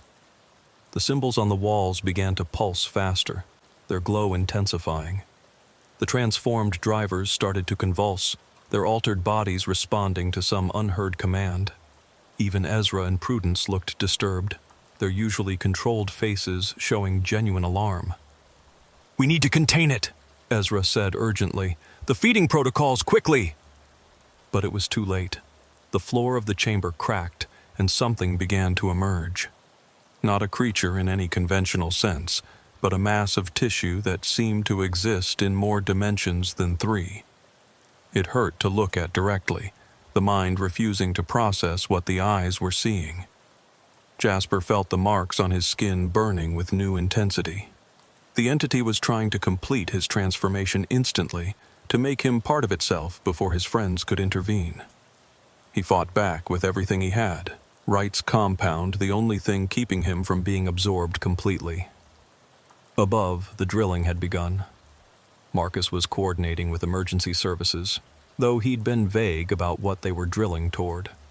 The cover story was a collapsed mine with trapped workers, close enough to the truth. 40 feet, Singh reported. But the rock is getting strange. It's almost organic in composition. Keep drilling, Marcus ordered, though he was beginning to understand they were dealing with something beyond their preparation. In the chamber, chaos reigned. The entity had partially emerged, revealing itself to be vast, possibly extending through miles of underground caverns. The old woman and her followers were trying to calm it, speaking in a language that predated human speech, but it was angry, disturbed by the intrusion from above. Dale Morrison, still partially human despite his transformation, grabbed Jasper's arm. The entity isn't evil, he said urgently. It's just alien. It doesn't understand that what it does hurts us. If it fully wakes, if it breaks containment, it won't just take a few truckers. It'll consume everything. Then help me stop it, Jasper said. Dale looked at the old woman, at Ezra and Prudence, all focused on their desperate ritual to calm the entity. Then he made his choice. There's a control mechanism, he said quickly. Something the original researchers installed as a failsafe. It's in the deep chamber, past the entity's main mass. If you can reach it, you can trigger a containment field that will force it back into dormancy. Why didn't you use it before? Because it would trap us all down here. The field doesn't discriminate. Anyone with the entity's mark would be contained too. Dale's expression was grim. That includes you now. Jasper looked at the pulsing mass of the entity, at the ceiling where he could hear drilling getting closer, at the marks on his skin that tied him to this thing. He thought of all the truckers who had disappeared, all the ones who might disappear if this continued. Show me the way. Dale led him around the edge of the chamber, staying as far from the entity's expanding mass as possible. The old woman noticed their movement and shrieked something in that pre-human language. Several of the transformed drivers moved to intercept them, but the entity's thrashing knocked them aside. its attention focused on the drilling above. They reached a narrow passage cut into the rock, leading deeper still. The walls here were covered entirely in symbols, so dense they seemed to move and writhe. Jasper's marks resonated painfully with them, each step harder than the last. "I can't go further," Dale said, his own transformation making him vulnerable to the symbol's influence. "The control mechanism is at the end of this tunnel. It looks like a sphere of black glass. You need to place both hands on it and think about containment, about sleep, about peace. The entity will feel it and resist, but if you hold long enough, the failsafe will trigger. And I'll be trapped. Maybe. Or maybe your friends will find a way to free you once the entity is contained. Either way, it's better than the alternative." Jasper didn't hesitate. He pushed forward into the tunnel, each step agony as the symbols tried to rewrite his very existence. Behind him, he could hear the chamber collapsing, the entity's rage shaking the entire complex. The tunnel seemed endless. But finally, he reached a spherical chamber at its heart. In the center, exactly as Dale described, was a sphere of what looked like black glass, suspended in the air by forces Jasper couldn't comprehend. He reached for it, and immediately the entity's attention snapped to him. He could feel its vast intelligence pressing against his mind, trying to understand what he was doing, trying to stop him. The marks on his skin flared with heat that should have killed him, but Wright's compound kept him conscious, kept him human enough to remember why he was doing this. His hands touched the sphere, and instantly he understood. This wasn't human technology. This was something the entity itself had created eons ago, a way to regulate its own consciousness when it grew too large, too complex. The researchers had found it and learned to trigger it, but at a cost. Jasper thought about containment, about sleep, about peace. But more than that, he thought about the road, about the freedom of the highway, about the brotherhood of truckers who looked out for each other in the vast loneliness of Alaska's wilderness. He thought about human things, small things, things the entity couldn't understand but that made life worth living. The entity resisted, trying to pull him away, trying to complete his transformation. But Jasper held on, even as he felt his humanity slipping away, even as the marks spread across his entire body, even as his vision started to fade. Then, suddenly, silence. The entity retreated, pulling back into itself, returning to dormancy. The containment field activated, a barrier of energy that Jasper could feel rather than see, trapping everything marked by the entity within a specific radius, including him.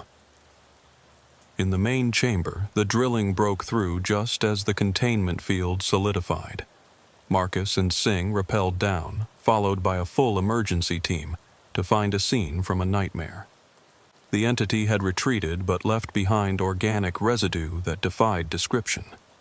The old woman and her followers were unconscious, contained within an energy field that sparked when approached. "Jasper!" Marcus called out. But there was no response. They found Dale Morrison at the entrance to the deep tunnel, unconscious but alive. When he woke, he told them what Jasper had done, where he'd gone, what he'd sacrificed. Singh's equipment could detect the containment field but couldn't penetrate it. Jasper was somewhere beyond it, alive according to the readings, but unreachable. "We'll find a way," Marcus vowed. "We'll get him out." But Wright, studying the readings, was less optimistic. "The field is tied to the entity itself. As long as it remains dormant, the field remains active. If we disable the field, the entity wakes up," Singh finished. They established a monitoring station at the site, officially designated as a hazardous materials containment facility.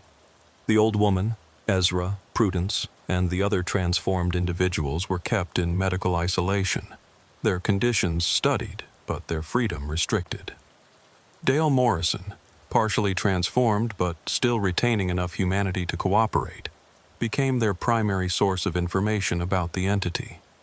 He revealed that there were other sites, other places where the entity had touched the world, but this was the largest, the most active. Jasper saved more than just a few truckers. Dale said during one debriefing, if the entity had fully awakened, it would have spread. Every road, every connection between communities would have become a hunting ground. Months passed. The monitoring station remained active, constantly watching for any change in the containment field.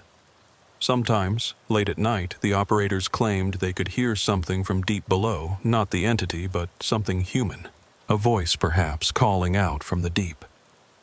They never stopped trying to find a solution, a way to free Jasper without releasing the entity. Wright worked tirelessly on understanding the compound in Jasper's blood, hoping to find a way to break the connection. Singh analyzed every piece of data, looking for patterns, weaknesses in the field. But Marcus knew the truth they all avoided speaking. Jasper had known what he was doing. He'd made the choice to protect others, even at the cost of his own freedom. It was the choice a good trucker would make, protecting fellow travelers on a dangerous road.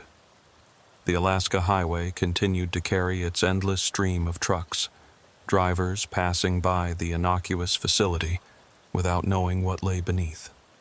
Sometimes, truckers would report strange dreams after driving that stretch of road, dreams of being underground, of marks that glowed in the dark, of a voice asking them to remember him. The company Jasper had worked for erected a small memorial at a rest stop near Fairbanks, a simple plaque that read, "For those who travel the long roads alone, remember you are never forgotten." Dale Morrison, freed from the entity's direct control but forever changed, took up trucking again. He drove the same routes Jasper had driven, keeping watch for signs of the entity's influence, for other sites where it might be stirring. He became part of an informal network of drivers who knew the truth, who watched the dark corners of Alaska's wilderness for things that shouldn't exist. And sometimes on very cold nights when the northern lights danced across the sky, drivers on the remotest stretches of highway claimed to see a figure standing by the road.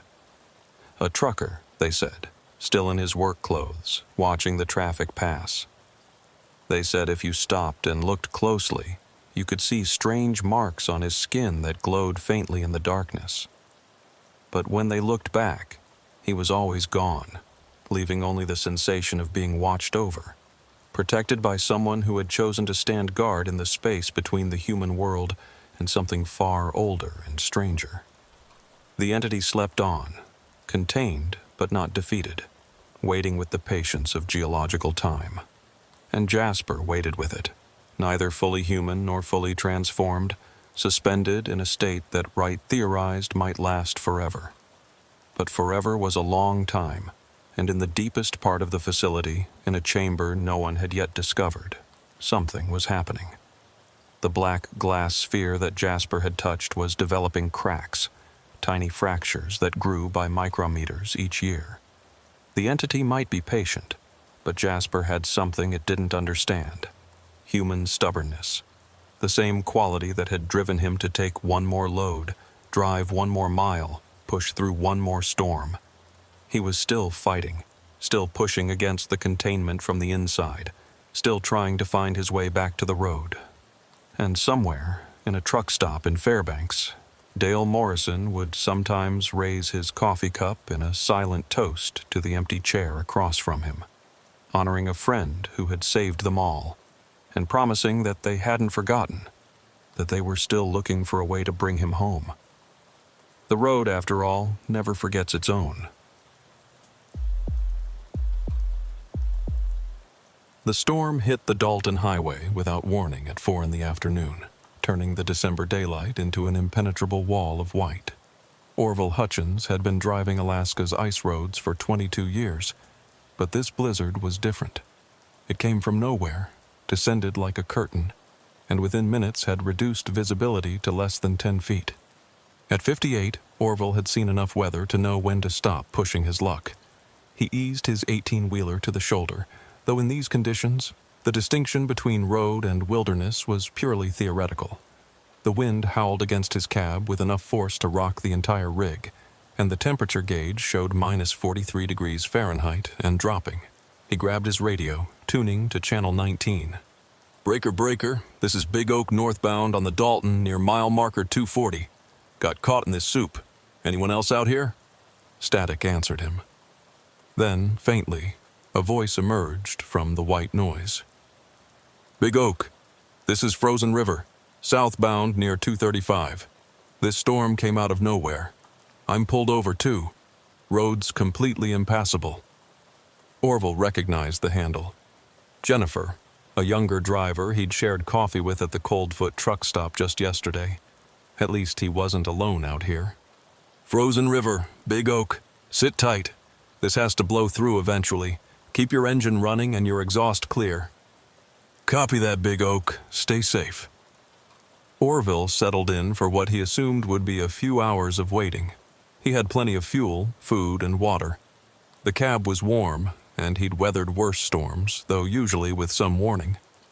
He pulled out his phone to check the weather forecast, but there was no signal. Not unusual this far north, but inconvenient. An hour passed. The storm didn't lessen. If anything, it intensified. The wind was now gusting hard enough that Orville could feel his truck sliding slightly on the ice despite being parked. He tried the radio again. "Frozen River, you still with me?" No response. He tried several more times, expanding his calls to any driver within range. Nothing but static. The radio wasn't broken. He could hear the faint background hum that indicated it was functioning. It was as if the storm had created a wall of interference around him. That's when he saw the lights. Through the swirling snow, two beams of light appeared, moving slowly along what must be the road. Another vehicle, thank God. Orville flashed his lights in response, the universal trucker signal of acknowledgement. The vehicle, which Orville could now make out as a heavy-duty pickup truck, pulled alongside his rig. A figure emerged, bundled so heavily against the cold that Orville couldn't make out any features. The person gestured toward Orville's cab. Orville cracked his window, immediately regretting it as the cold hit him like a physical blow. "Hell of a storm!" he shouted over the wind. The figure moved closer, and Orville could finally see a face beneath the hood. A man, probably in his 40s, with weathered features that suggested a life spent in the Alaskan wilderness. "Name's Silas," the man shouted back. "I live about 3 miles from here. The road ahead is completely blocked. Trees down everywhere. This storm is going to get worse before it gets better. You need to find shelter." "I've got shelter right here," Orville replied, patting his cab's door. Silas shook his head vigorously. "You don't understand. This isn't a normal storm. The weather service is calling it a polar vortex collapse. Temperatures are going to hit minus 70 by midnight. Your truck won't protect you from that. The fuel will gel, the engine will die, and you'll freeze to death in that tin can." Orville had heard of polar vortex events, but had never experienced one. If Silas was right, staying in the truck would be a death sentence. "There's an emergency shelter about a mile back," Silas continued. "It's not much, but it's insulated and has a wood stove. I'm gathering all the stranded drivers and taking them there. Already got 3 others. Orville hesitated. Every instinct told him not to abandon his truck and cargo. But minus 70 was beyond anything his rig was designed to handle. "What about my load?" he asked. "It'll be here when the storm passes," Silas replied. "But you won't be if you don't come now." The wind gusted again, this time hard enough that Orville heard something crack in his trailer. The decision was made for him. "Give me a minute to grab my emergency gear." He gathered his essentials, extra clothing, emergency food, water, a flashlight, flares, and his personal protection. A pistol he'd carried since a close call with a meth head at a rest stop 5 years ago. He locked the truck, though he doubted any thieves would be out in this weather. The walk to Silas's pickup was only 20 feet, but the cold was so intense that Orville's lungs burned with each breath. Inside the truck, blessed warmth and the presence of 3 other people bundled in winter gear. "This is Mabel," Silas said, indicating a woman in the passenger seat who looked to be in her 60s, with sharp eyes and weathered hands. "She runs the emergency shelter. These folks in the back are drivers like you." Orville recognized one of them, Tom Walsh, an owner-operator he'd seen at various stops over the years. The other was a young woman he didn't know. "Jennifer?" he asked. "Frozen River?" She nodded, looking relieved to see a familiar face. "Silas found me about 30 minutes ago. My engine was already starting to struggle." The drive to the shelter was harrowing. Silas navigated by memory more than sight, the road completely invisible beneath the snow. Several times Orville was certain they'd left the road entirely, but somehow Silas kept them moving. The shelter, when they finally reached it, was not what Orville expected. Instead of a simple warming hut, it was a substantial building, almost a small warehouse, set back from the road and partially hidden by trees. It looked old but well-maintained, with heavy wooden walls and small, high windows. "This is an emergency shelter?" Tom asked, voicing Orville's thoughts. "Used to be a research station," Mabel explained as they hurried inside. "Built in the 60s for some government project. When they abandoned it, the state converted it to an emergency shelter. We locals maintain it." The interior was surprisingly warm, with a large wood stove already burning. The main room was set up dormitory style with cots, and there were supplies stacked along the walls: food, water, medical equipment, even a small generator. "Quite the setup," Orville observed. "We take winter seriously up here," Mabel said. "Make yourselves comfortable. This storm is going to last at least 48 hours, according to the last report I heard before communications went down." "Communications are down?" Jennifer asked, alarmed. "The storm took out the cell tower about 2 hours ago," Silas explained.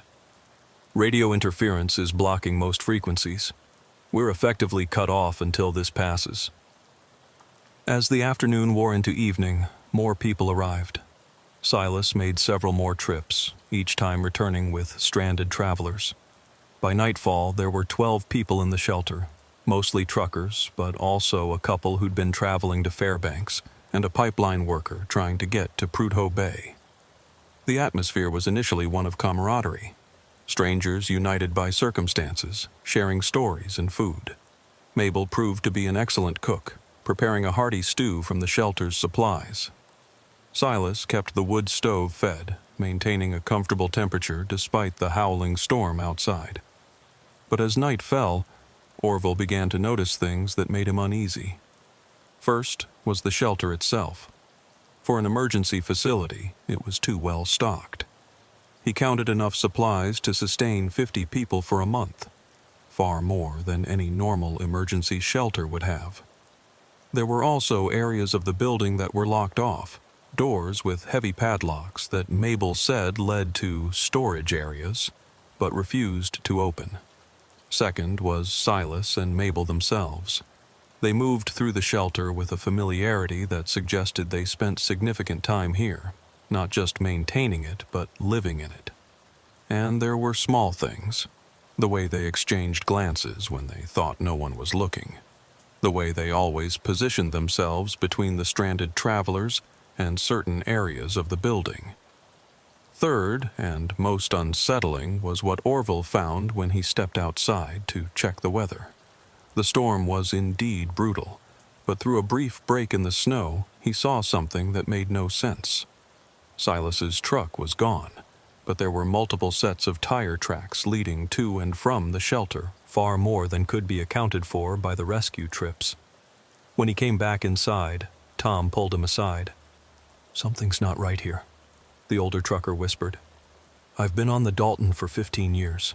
I've never heard of this shelter, and I know every emergency stop on this road." "Maybe it's not on the official lists." Orville suggested, though he shared Tom's concerns. Maybe. But have you noticed there's no emergency radio? No emergency beacon?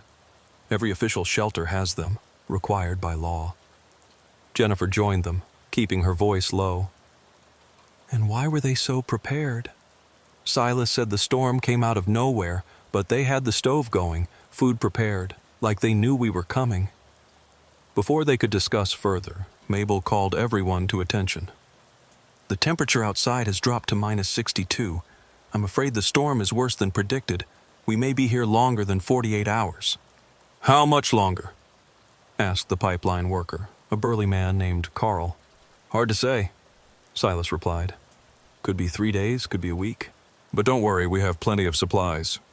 A week? The male half of the traveling couple looked alarmed. We need to contact our family.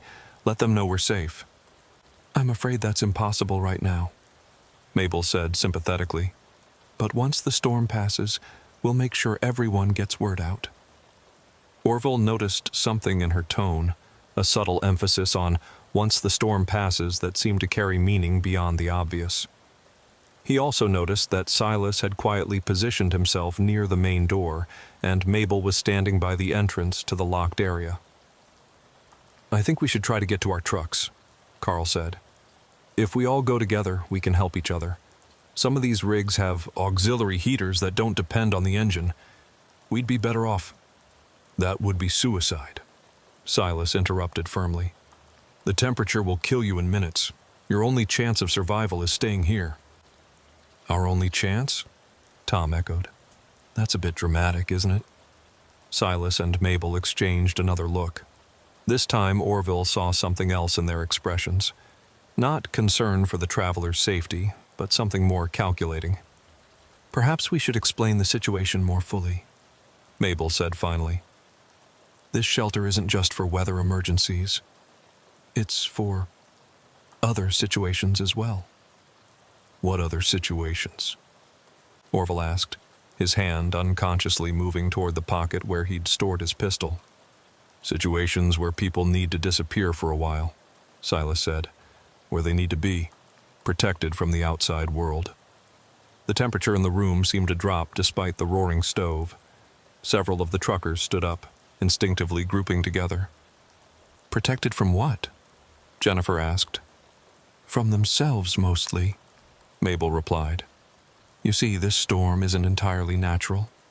Oh, the weather system is real enough, but its timing, its intensity, its precise location, all of that was helped along. You're saying you can control the weather?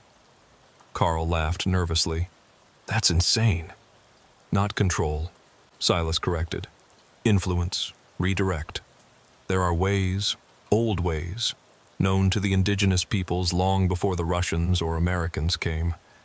Ways to call the wind, to summon the cold. You're both crazy, Tom said flatly. I'm leaving. He headed for the door. Silas didn't move to stop him physically, but he did say, The door won't open, not from the inside.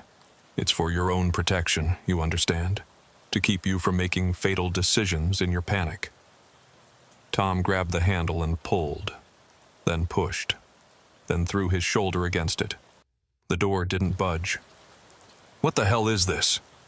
Carl demanded, moving toward Silas threateningly. Silas pulled back his coat, revealing a shotgun. Please, everyone remain calm. No one needs to get hurt. We're not going to harm you. We just need you to stay here for a while. For how long? Orville asked, trying to keep his voice steady. Until they stop looking, Mabel said simply. Who stops looking? The authorities, your companies, your families. It usually takes about 2 weeks. After that, you're presumed dead, victims of the storm. Then you can start your new lives. New lives? Jennifer's voice was barely a whisper. Alaska is vast, Mabel explained as if discussing something perfectly reasonable. There are communities off the grid, places where people can live without the burden of their past. Debts, crimes, obligations, all erased by a simple disappearance in a storm. We're not criminals, Orville said. We don't want to disappear. Don't you? Silas asked. Tom, you're behind on your truck payments, facing bankruptcy. Jennifer, you're running from an abusive ex-husband who keeps finding you no matter where you go. Carl, you've been skimming from the pipeline company for years, and they're about to discover it. And Orville, your medical test came back last month. Stage 3 lung cancer. You haven't told anyone yet, have you? The room went silent. Orville felt the blood drain from his face. How could they know? He'd only gotten the diagnosis 2 weeks ago, hadn't even told his wife yet. How? Was all he managed to say. We do our research, Mabel said. We monitor the roads, the truck stops, the communication channels. We look for people who might benefit from a fresh start. When we find enough in the same area, we call the storm. This is kidnapping, the male traveler said. His wife was clinging to his arm, terrified. This is salvation, Silas countered. You just don't realize it yet. The silence that followed Silas's revelations was broken by the sound of the wind intensifying outside. The entire building shuddered under a particularly violent gust, and somewhere in the distance, they could hear the crack of trees breaking under the weight of ice and snow. You're both insane, Carl said finally, but his voice lacked conviction. The accuracy of Silas's information about his embezzlement had clearly shaken him. How long have you been doing this? Orville asked, trying to buy time while he assessed their options. The main door was sealed, but there had to be other exits. No building this size would have only one way out. 17 years, Mabel answered with a disturbing note of pride. We've helped 43 people transition to new lives. Some stay in Alaska, others move on to Canada or Russia. We have connections everywhere. Helped? Tom laughed bitterly. You mean kidnapped? We mean saved, Silas corrected firmly. Do you know what happened to the last trucker who tried to run from bankruptcy on this route? He put his rig into a ravine at 90 miles an hour, left behind a wife and 2 kids. If we'd found him first, he'd be alive today, living under a new name maybe, but alive. That's not your choice to make, Jennifer said, though Orville noticed she seemed less certain than the others. The mention of her abusive ex had visibly affected her. Isn't it? Mabel moved to a window, wiping away the condensation to peer out at the storm. We're offering you what most people only dream of, a complete reset. No debts, no past, no mistakes following you forever. And what's the cost? Orville asked. There's always a cost. Silas and Mabel exchanged another of their meaningful looks. The first 2 weeks are the hardest, Mabel said. You stay here while the search plays out. Your vehicles will be found, abandoned. The storm will be blamed. After enough time passes, you're declared dead. Then we provide you with new identities, documents, everything you need to start over. Documents you just happen to have. Tom's skepticism was obvious. We have friends in useful places, Silas said vaguely. People who understand that sometimes the system fails, that good people deserve second chances. And if we refuse? Carl asked. You can't refuse, Silas said simply. The decision has been made. The storm has been called. Your old lives are already ending. The only choice is whether you accept that with grace or fight it uselessly. The traveling couple, who had been silent until now, suddenly stood up. We don't belong here, the woman said, her voice shaking. We're not truckers. We don't have problems like these people. We were just driving to see our daughter. Your daughter, Mabel said softly. The one you haven't spoken to in 3 years? The one whose husband has that restraining order against you both? The woman's face went white. The man stepped protectively in front of her. That's none of your business. Everything is our business now, Silas said. We know about the incident at Thanksgiving. We know why you're really traveling to Fairbanks. You're planning to violate that restraining order, aren't you? To see your grandchildren despite the court order? They're our grandchildren, the man shouted. We have a right. You have no rights, Silas interrupted. Not anymore. But we can give you new ones, new names, new histories. Maybe even a chance to be in your grandchildren's lives again. Eventually, once things calm down. Orville watched this exchange while discreetly surveying the room. He'd noticed something the others hadn't. There were scratch marks on the inside of the main door. Old ones, painted over but still visible if you knew where to look. This wasn't the first time people had tried to escape from this shelter. He caught Tom's eye and nodded slightly toward the door. Tom saw the marks too, his expression darkening. They weren't the first group to be held here against their will, and apparently previous groups had tried desperately to get out. I need to use the restroom, Orville announced. Down that hall, second door on the right, Mabel said, pointing. Don't try anything foolish. All the windows are barred, and the back exit is sealed, just like the front. Orville walked slowly down the hallway, memorizing the layout.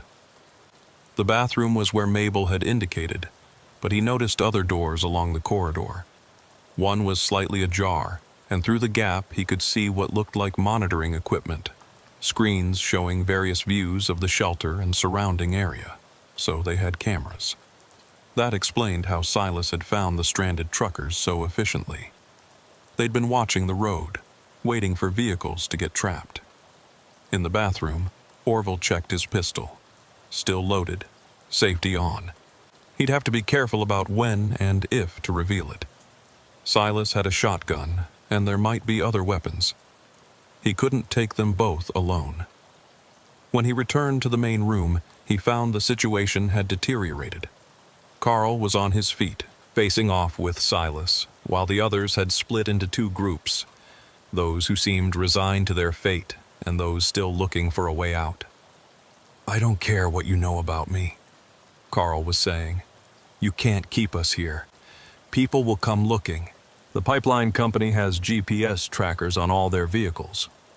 GPS doesn't work in storms like this, Silas replied calmly. And by the time it clears, your truck will be at the bottom of a ravine, another tragic casualty of the weather. You're going to destroy our trucks? We're going to relocate them to places where they'll be found eventually, supporting the narrative of weather-related accidents. It's all very carefully planned. Jennifer had moved closer to Orville and Tom. We need to work together, she whispered. If we all rush them at once. He has a shotgun, Tom reminded her quietly. And they know this building better than we do. There's monitoring equipment down the hall, Orville told them softly. They've been watching us the whole time. This isn't some spur-of-the-moment thing. It's organized, planned.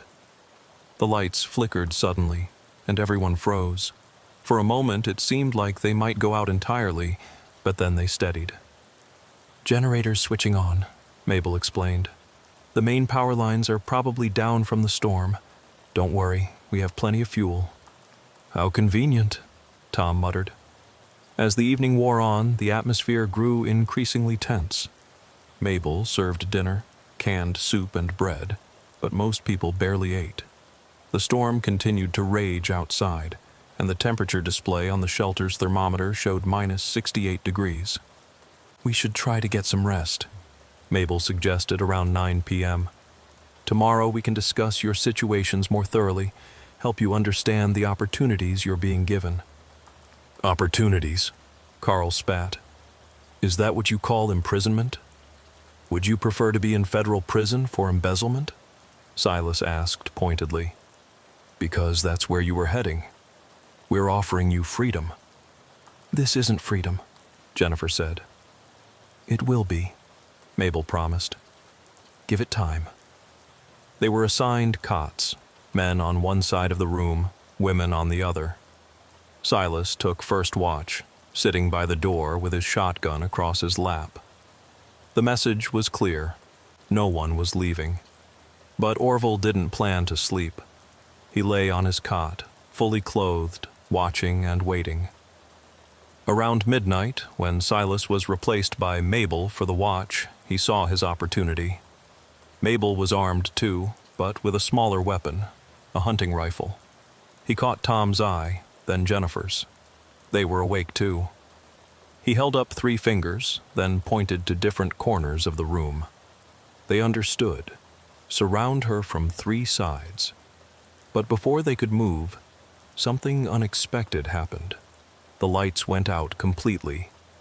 Not a flicker, not a dimming, complete darkness. "Stay calm," Mabel's voice called out. "It's just the generator. Silas will fix it." But Orville heard something in her voice. Genuine surprise, maybe even fear. This wasn't part of their plan. In the darkness, he heard movement. People getting up from their cots, stumbling, cursing. Someone knocked something over with a crash. Then, from somewhere in the building, a sound that made everyone freeze. The distinct sound of breaking glass. "Silas?" Mabel called out, and now the fear in her voice was obvious. "Silas! Is that you?" No response. A beam of light appeared. Someone had a flashlight. It was Carl, and he swung the beam around the room, revealing faces frozen in fear and confusion. "Where's Silas?" he asked. Mabel was standing by the door, her rifle raised. "He went to check the generator. Everyone stay where you are." But the traveling couple was missing. Their cots were empty. "Where are the Brennans?"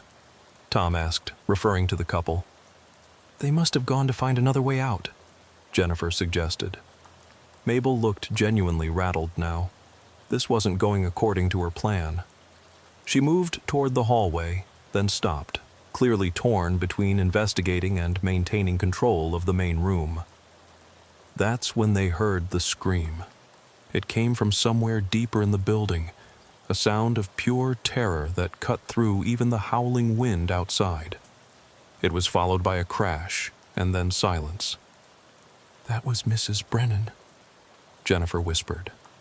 Mabel made a decision. "Everyone stay here. I mean it. Do not move." She headed down the hallway, her rifle at the ready. The moment she was gone, Orville was on his feet. "We need to get out now." "The door's still locked," Tom reminded him. "Then we find another way." Orville pulled out his pistol, causing several people to step back. "I'm not staying here to be disappeared." Carl grabbed a chair. "The windows are barred, but maybe we can break through." They moved to the nearest window. The bars were solid, welded in place. But as Carl raised the chair to try breaking the glass anyway, another scream echoed through the building.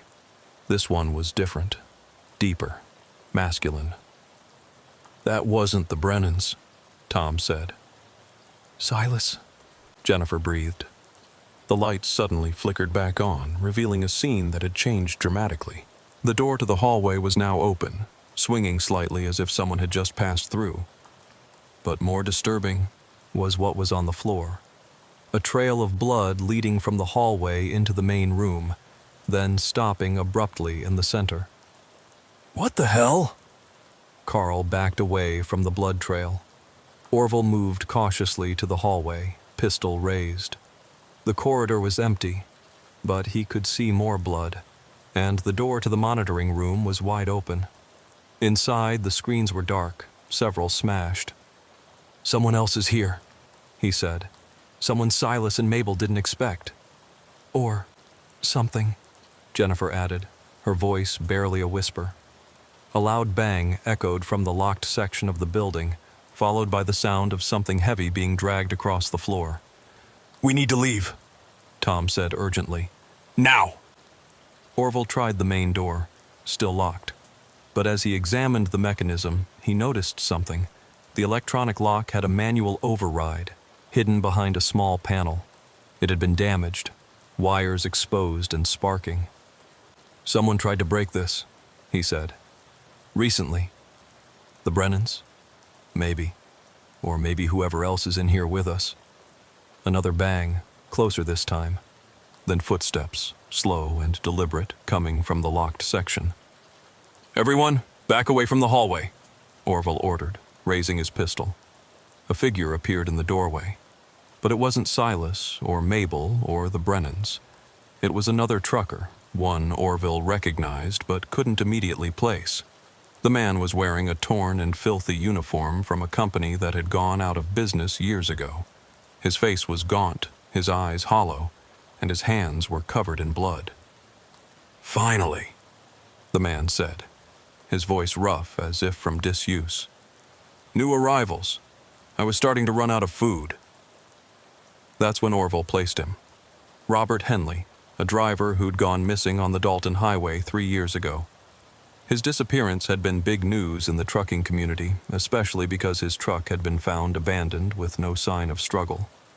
"Henley," Orville said.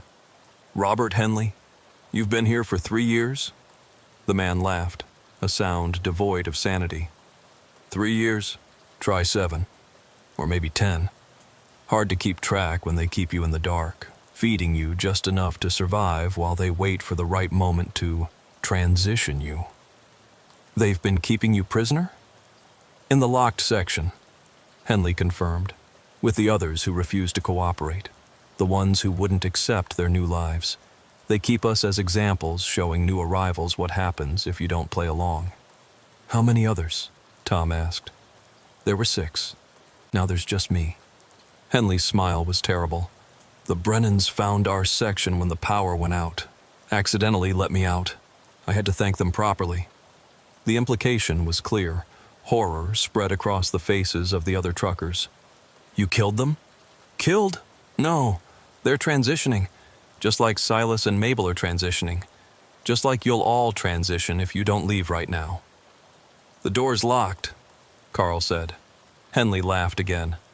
The door's been broken for an hour. I made sure of that when I visited the monitoring room. You could have left any time. But you stayed, like good little sheep, because someone told you the door wouldn't open. Orville tried the handle. The door swung open easily, revealing the storm still raging outside. But it's -70 out there, Jennifer protested. And in here it's worse, Henley said. Trust me on that. I've survived 7 years of worse. The cold will kill you quick. What they had planned for you would have taken much longer. Where are Silas and Mabel? Orville demanded. Transitioning, Henley repeated. They thought they were the predators here. They were wrong. This place, this shelter, it doesn't belong to them. It belongs to something much older, much hungrier. They were just its servants, bringing it fresh meat. You're insane, Carl said. Yes, Henley agreed easily. Completely. But I'm also free. And if you want to be free too, you'll run. Now, while it's still digesting the others. As if to emphasize his point, a sound came from the locked section, a wet, tearing noise that couldn't possibly be human, but somehow suggested human origin. That was enough. The group rushed for the door, preferring the deadly cold to whatever was in the shelter with them. Orville was the last to leave, pausing at the threshold. Aren't you coming? He asked Henley. The mad trucker shook his head. I've been here too long. I'm part of it now. But you still have a chance. Run. Get to your trucks if you can. Drive until you can't drive anymore. And never, ever stop at a shelter on the Dalton Highway again. Orville didn't need to be told twice. He plunged into the storm, following the others into the white nightmare outside. The cold hit like a physical blow, instantly numbing any exposed skin. But they pushed forward, driven by fear of what was behind them more than what was ahead. The storm attacked them the moment they left the shelter. The wind drove ice crystals into their faces like thousands of tiny needles, and the cold was so intense it felt like their lungs were freezing with each breath. Visibility was 0. They could only follow the person immediately in front of them, forming a human chain struggling through the white void. Orville had taken the lead, using his memory of the shelter's position relative to the road to guide them. Behind him, Tom held onto his jacket, then Jennifer to Tom, Carl to Jennifer, and the others strung out behind. They'd lost the pipeline worker almost immediately. He'd let go to adjust his hood and vanished into the storm.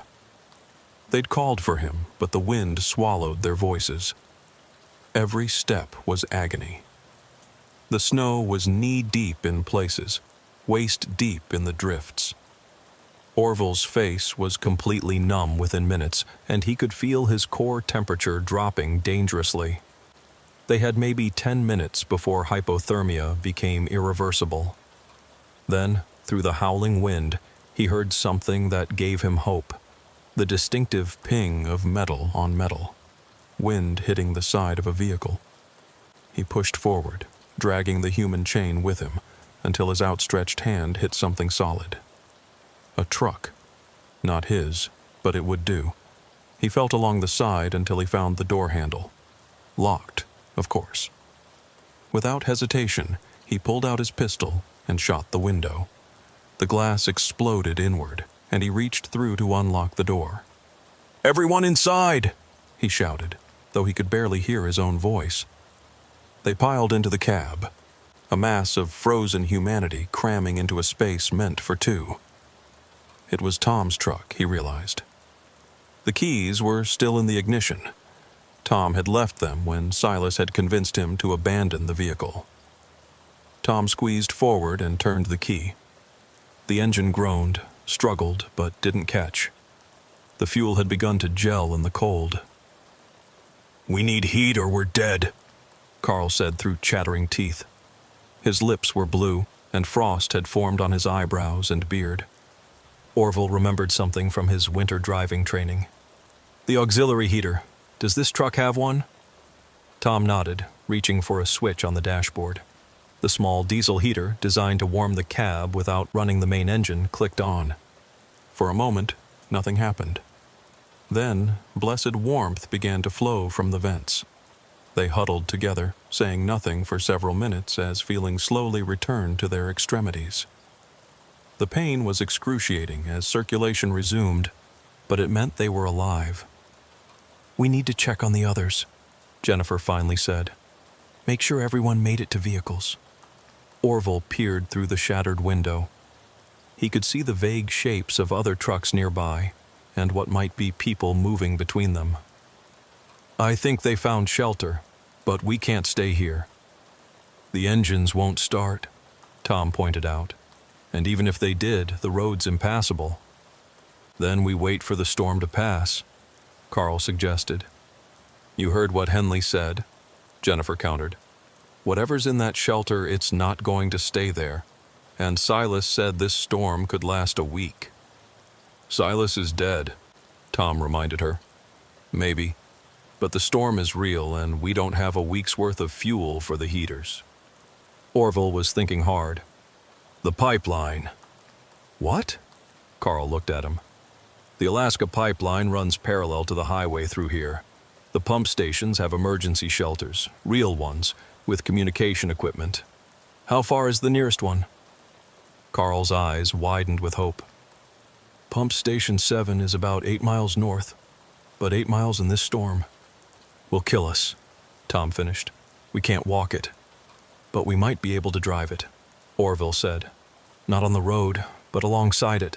The ground's frozen solid. If we can get even one truck started." "The cold weather starting kit," Jennifer said suddenly. "My truck has one. Heated battery blanket, fuel additives, the works. I installed it after getting stranded 2 winters ago." "Where's your truck?" "About 50 yards back, I think. I saw it when Silas brought me in." They looked at each other, knowing what had to be done. Someone would have to go back out into the storm. "I'll go," Orville said. "Not alone," Tom countered. "We'll rope together. If Jennifer can guide us to the general area, we might find it." They used the truck's emergency rope, tying themselves together with about 6 feet between them. Jennifer gave them what directions she could remember, and they plunged back into the storm. The cold was worse the second time, their bodies already weakened from the first exposure. They stumbled through the snow, feeling for the shapes of vehicles. Twice they found trucks that weren't Jennifer's, having to backtrack each time. Finally, Orville's searching hands found a Freightliner with the right company logo. The door was locked, but Jennifer had given him her keys. The engine, when he tried it, gave a slightly more promising sound than Tom's had. The cold weather modifications were doing their job. He found the additive kit under the driver's seat and poured it directly into the fuel tank through the emergency port. Then he located the battery warmer controls and activated them. It would take precious minutes for them to work, minutes they spent huddled in the cab, watching the storm rage outside. "Look," Tom said suddenly, pointing through the windshield. A light was moving through the storm, coming from the direction of the shelter. Not vehicle headlights, but something smaller, handheld maybe. It moved with purpose, heading toward the cluster of abandoned trucks. "Henley?" Tom suggested. "Or something else," Orville replied. He checked his pistol. 3 shots left after breaking the window. The light stopped at one of the trucks, lingered for a moment, then moved to the next. It was searching. "Try the engine," Orville urged. Tom turned the key. The engine coughed, sputtered, and then caught. The sound was beautiful, but it also gave away their position. The searching light immediately oriented toward them. "Go!" Orville shouted. Tom threw the truck into gear and pressed the accelerator. The wheels spun on ice, then found traction. They lurched forward, the headlights cutting through the storm to reveal a hellscape of white. The road was completely obscured, but Tom kept the truck moving, using the barely visible tree line as a guide. Behind them, the searching light had started moving faster, following their tracks. "We need to get the others," Jennifer said from the back.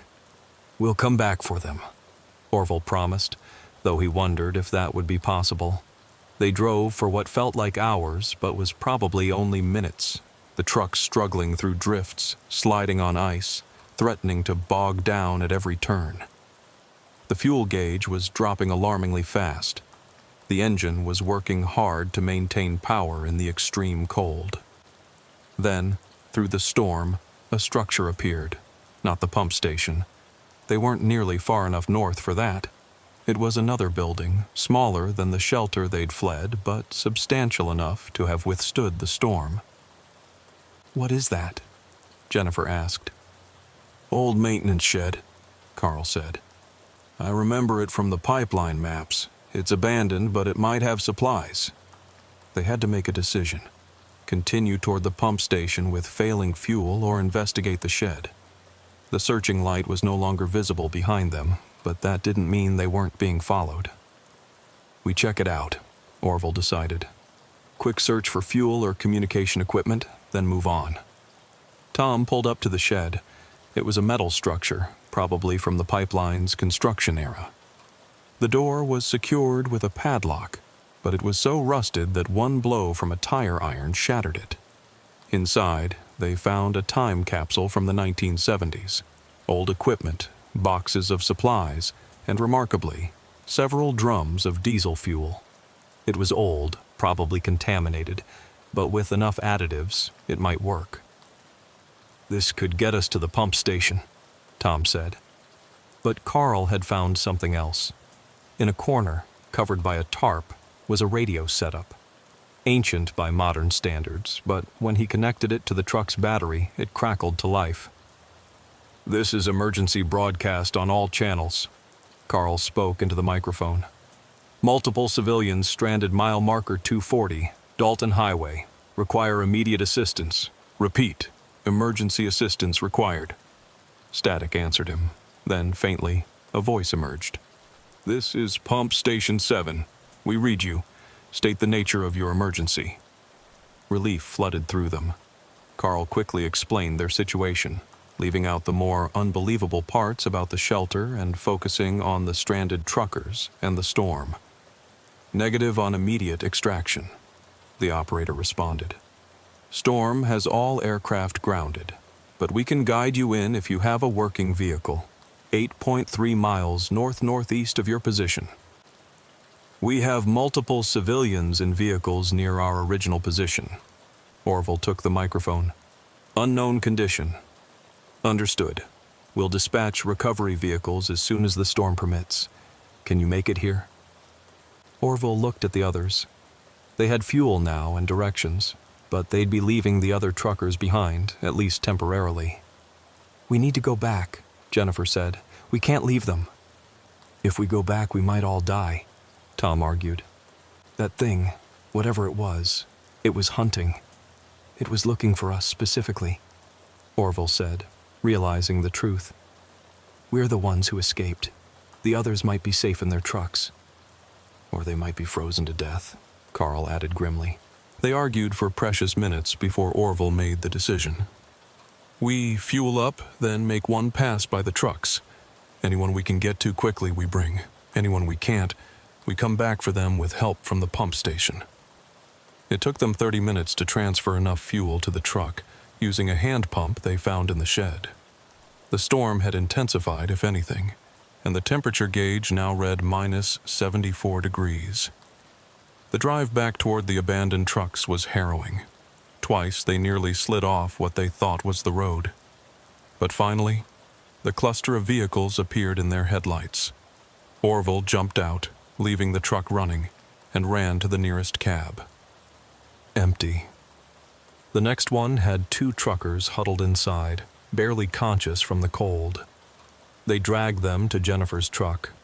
The third vehicle had the pipeline worker who'd gotten separated from them initially. He was unconscious, but alive. That's all we can carry, Tom said. The truck's already overloaded. But Orville had noticed something. Several of the trucks were missing. Either they'd gotten them started and left, or... We go now, he decided. The drive to Pump Station 7 took 2 hours through the storm. Several times they had to stop to dig out of drifts, all of them taking turns in the killing cold. The rescued truckers slowly revived in the warmth of the cab, confused and frightened, but alive. When the lights of the pump station finally appeared through the storm, it felt like a miracle. The facility was built to withstand anything Alaska could throw at it, and its massive diesel generators ensured constant power and heat. The station crew met them with medical equipment and warm blankets. As they were helped inside, Orville looked back through the storm in the direction they'd come from. Somewhere out there was the shelter with its horrifying secret. Somewhere out there was Robert Henley, if he was still alive or still human. And somewhere out there were the missing truckers, their fate unknown. The station chief, a weathered man named Patterson, listened to their story with skepticism that gradually turned to concern. We've had reports of that shelter, he admitted quietly to Orville while the others were being treated. Truckers going missing, strange stories from those who claimed to escape, but nothing we could prove. The state authorities say it doesn't exist, that there's no structure at those coordinates. It exists, Orville said firmly, and something's living in it. Something that uses people like Silas and Mabel to bring it food. Patterson was quiet for a moment. The indigenous peoples have stories about this area, things that came before, things that never left. Most of us dismissed them as legends. Not legends, Orville said. Not anymore. When the storm clears, we'll send a team, Patterson promised. A full investigation. But Orville knew what they would find. An empty building, if they found anything at all. No trace of Silas or Mabel or the Brennans. No evidence of Robert Henley or the locked section with its horrible secret. Whatever lurked in that shelter had survived for who knows how long by being careful, by leaving no proof. The storm continued for 3 more days. When it finally cleared and rescue teams reached the area where the trucks had been abandoned, they found 4 of the vehicles. The others, including Orville's own truck, were gone. No tracks, no explanation, just absence. The official report blamed the storm. Truckers had abandoned their vehicles and sought shelter, some making it to Pump Station 7, others presumed lost in the blizzard. The shelter Orville described was never found, despite extensive searching. The coordinates led to empty wilderness. But Orville knew the truth, and sometimes, on cold nights when he was driving the Dalton Highway, because he still did, unable to stay away despite everything, he would see lights off the road where no lights should be. He would hear voices on the CB radio calling for help, giving positions that didn't exist. And once, just once, he saw a figure standing by the roadside in a storm.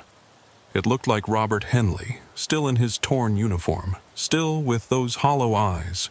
The figure raised a hand as Orville passed, not waving but pointing, directing him toward a turnoff that Orville knew led to nowhere good. He didn't stop. He never stopped anymore. Not for anything, not in storms. Because he knew now that there were things in the Alaska wilderness that fed on isolation and trust, things that used human agents to bring them prey. The other survivors from that night didn't talk about it much.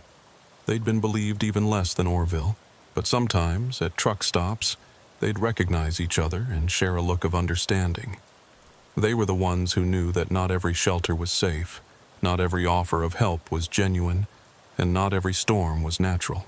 And they all knew, without having to discuss it, that somewhere out there, the thing in the shelter was still waiting, still hungry, and that Silas and Mabel had probably been replaced by now. New faces, same purpose, calling storms and gathering travelers. The Dalton Highway stretched on, beautiful and deadly, hiding its secrets in the white silence of winter. 3 weeks after the storm, Orville sat in a small office in Anchorage, across from a state investigator named Detective Monica Harrison.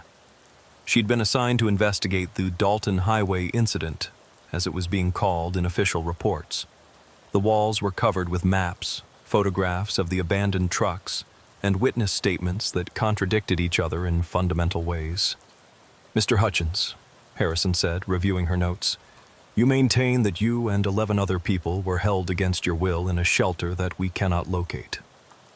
"That's correct," Orville replied evenly. He'd told this story a dozen times now to various officials.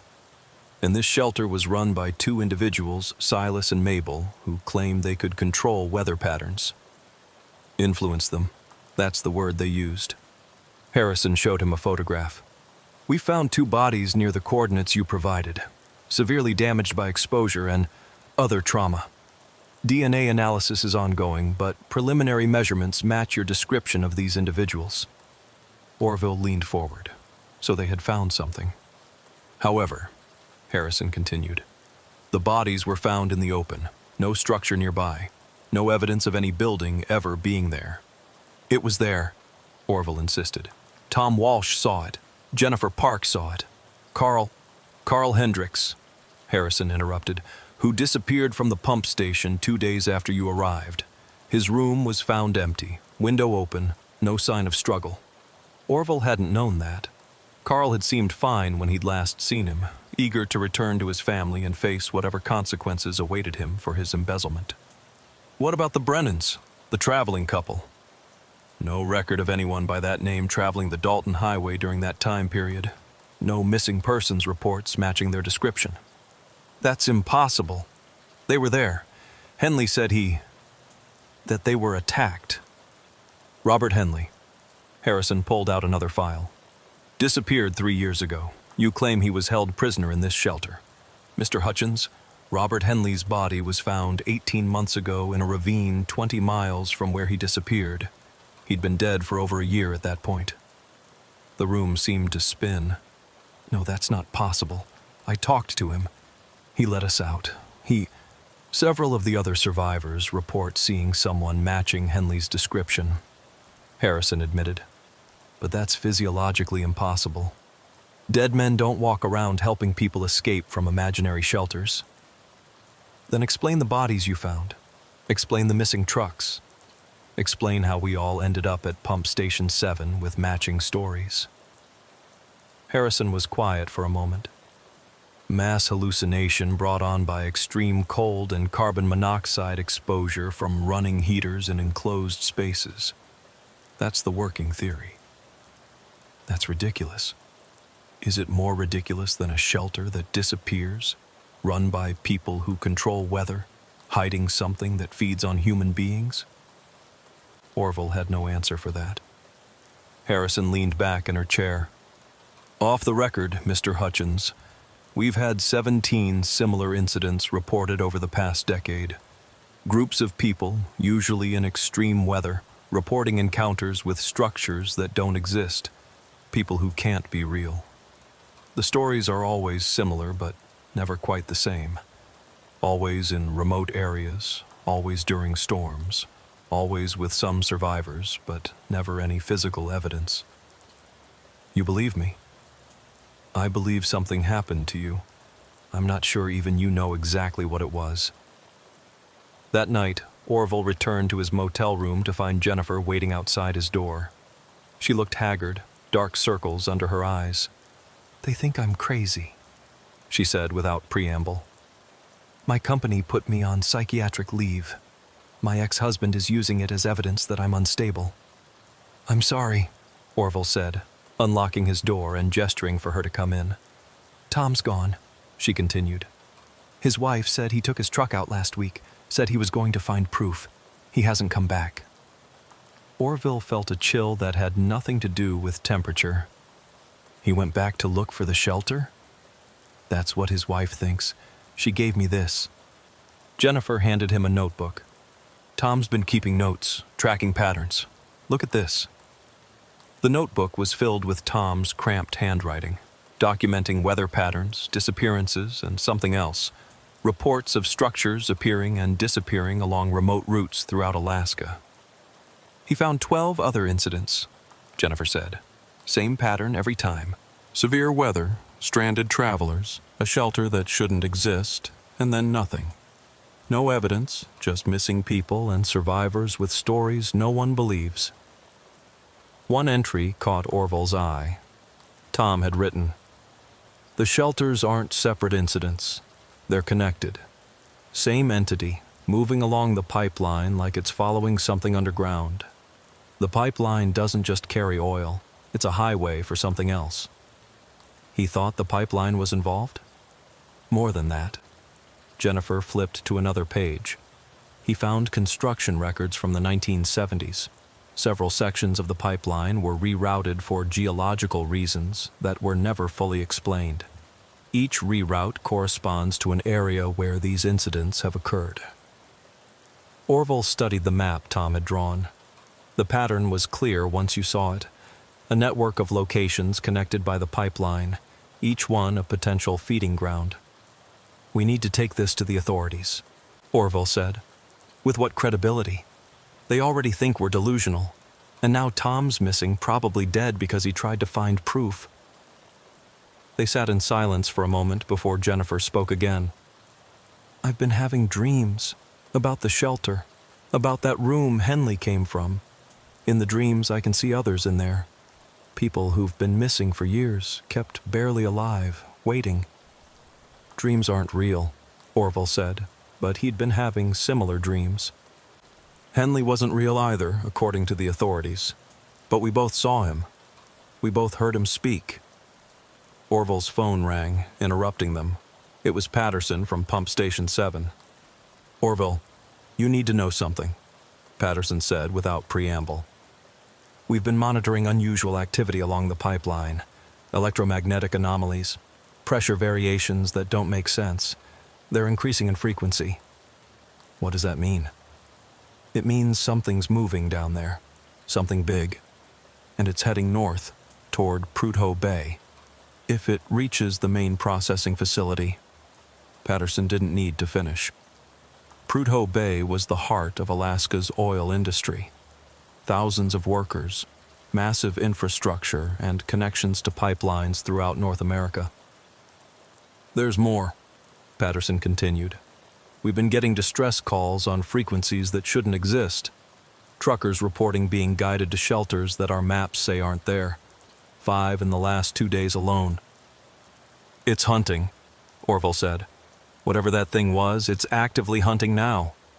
Or migrating, Patterson suggested, moving to richer feeding grounds. After Patterson hung up, Orville turned to Jennifer. We need to warn people. How? No one believes us. And anyone we do convince will probably end up like Tom, trying to find proof and becoming another victim. But Orville had an idea. We don't need to convince the authorities. We need to convince the truckers. They're the ones at risk. Over the next 3 days, Orville and Jennifer worked to spread the word through the informal networks that connected long-haul drivers. CB radio chatter, truck stop bulletin boards, online forums. They didn't try to explain everything, just warned about accepting help from strangers during storms, about shelters that seemed too good to be true. Some dismissed them as cranks. But others listened, especially those who'd had their own strange experiences on remote routes. A community of watchers formed, drivers who kept extra vigilant during storms, who reported unusual shelter locations, who checked on each other when someone went silent. Then, a week later, the news broke. A massive explosion at a pump station near Prudhoe Bay, cause unknown. The official report blamed mechanical failure, but workers who escaped reported something else, a presence in the underground maintenance tunnels, something that had been feeding on the petroleum products and growing. The explosion had killed it, or at least dispersed it. The electromagnetic anomalies stopped. The mysterious shelters stopped appearing. The storms returned to normal patterns. But Orville knew it wasn't over. Whatever that thing had been, it was old and patient and had survived who knows how many attempts to destroy it. It would regroup, find new servants like Silas and Mabel, establish new feeding grounds. He returned to trucking, but now he carried more than just cargo.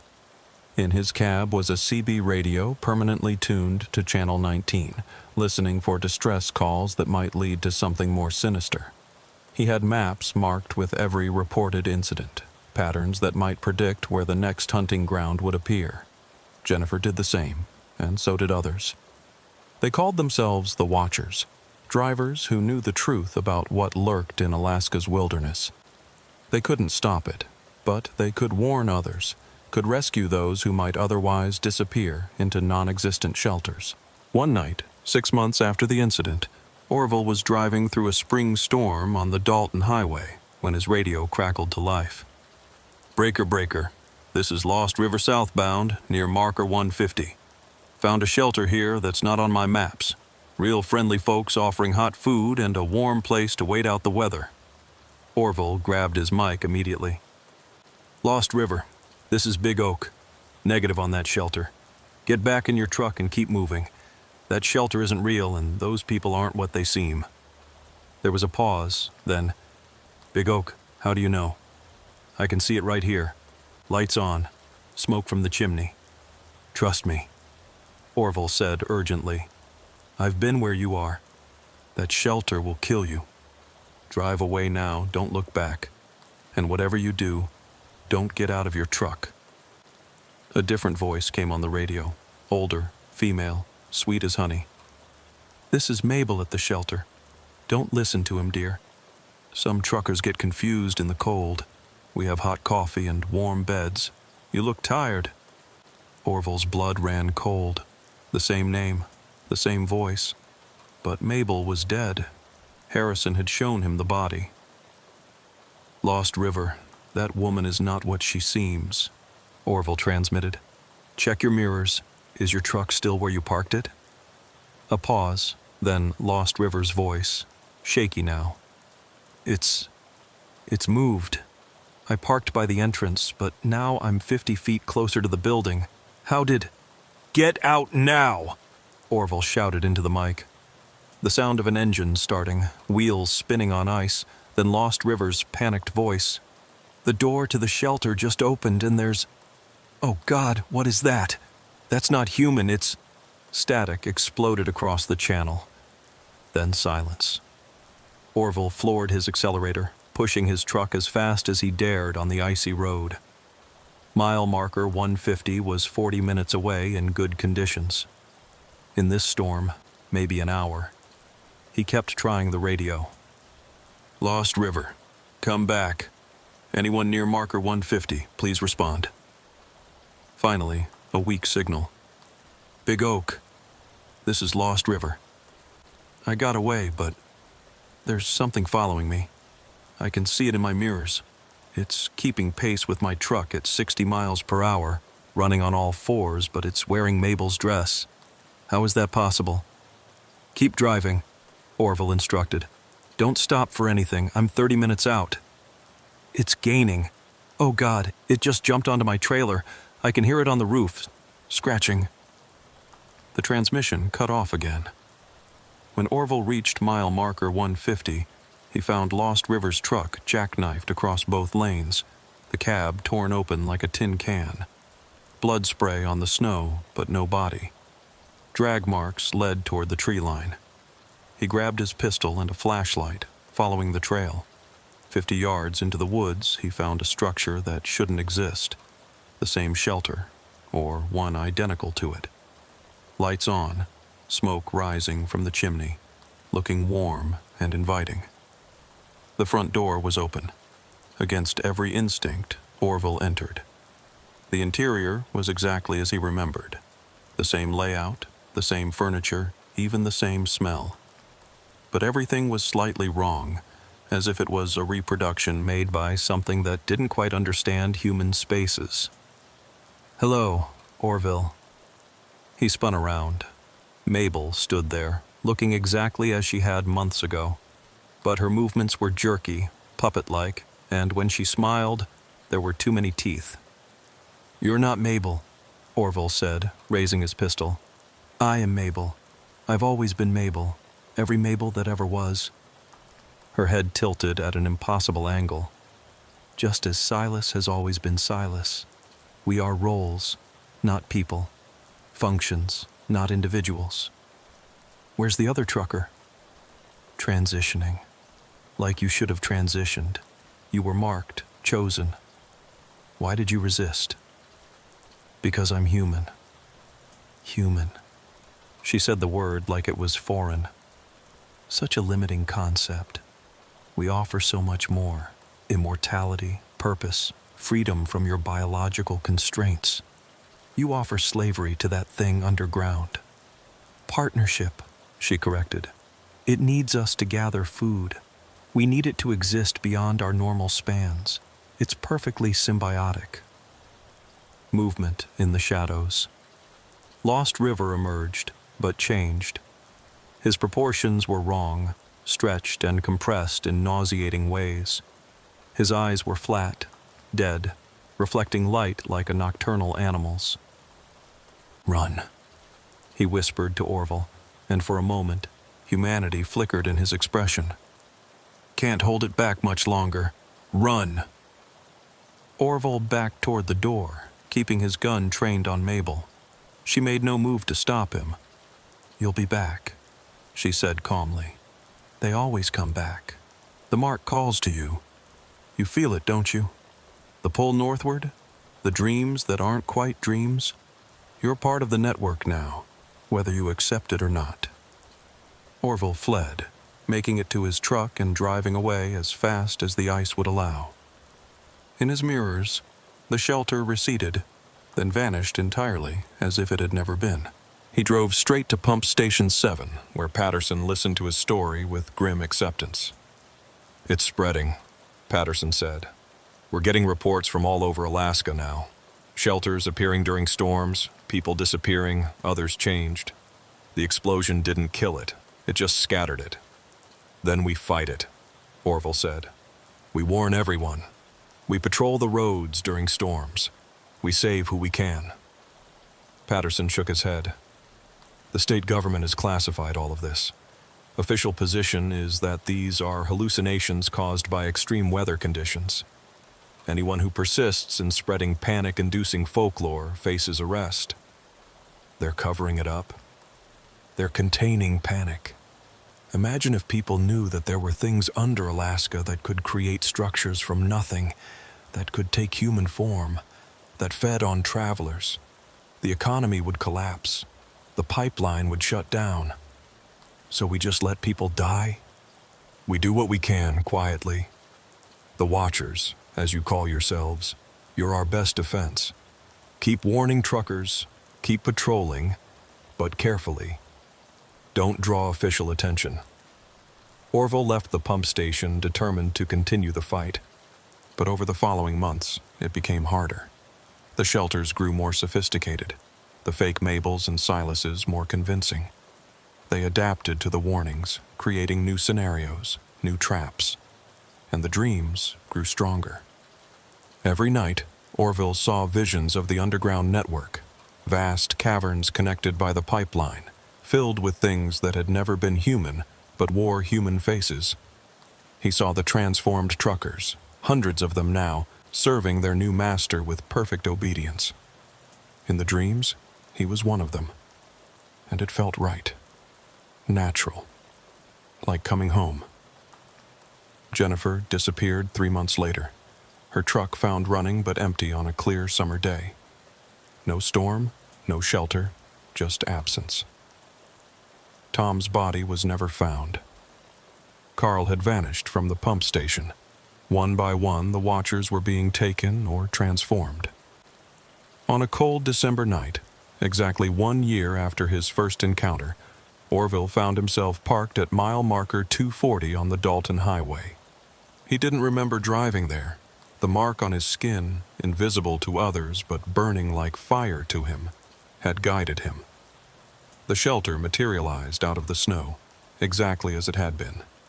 The door opened, and Mabel stepped out. The real Mabel this time, or as real as she could be. "Welcome home, Orville," she said. "We've been patient, but it's time. The network needs you. Your resistance has been noted and admired. You'll make an excellent recruiter." Orville reached for his pistol, but his hand wouldn't obey. The mark was in control now. "Don't fight it," Mabel said gently. "Everyone comes home eventually. Even the strongest. Especially the strongest." As he walked toward the shelter, Orville managed one last act of defiance. He keyed his CB radio, broadcasting on Channel 19. "This is Big Oak at marker 240. The shelter is real. They're all real. Don't trust anyone offering help in a storm. Don't stop. Never stop. The moment you stop, you're theirs." Then he dropped the radio in the snow and walked into the shelter. Inside, Silas was waiting, along with Jennifer, Tom, Carl, and dozens of others, all transformed but recognizable, all wearing the same patient, empty smiles. "The transition is painless," Jennifer said in a voice that wasn't quite hers. "You'll serve the network, bring in new feeders, maintain the shelters. In exchange, you'll live forever, or close enough. And if I refuse?" "You can't," Tom said simply. "The mark won't let you. You've been ours since that first night. We just let you run to see how far you'd get, how many others you'd warn. It made the hunt more interesting." Orville felt his humanity slipping away, replaced by something cold and ancient and hungry. His last human thought was a warning, broadcast telepathically through the mark to any watcher who might sense it. The shelters aren't shelters, they're mouths, and Alaska is full of teeth.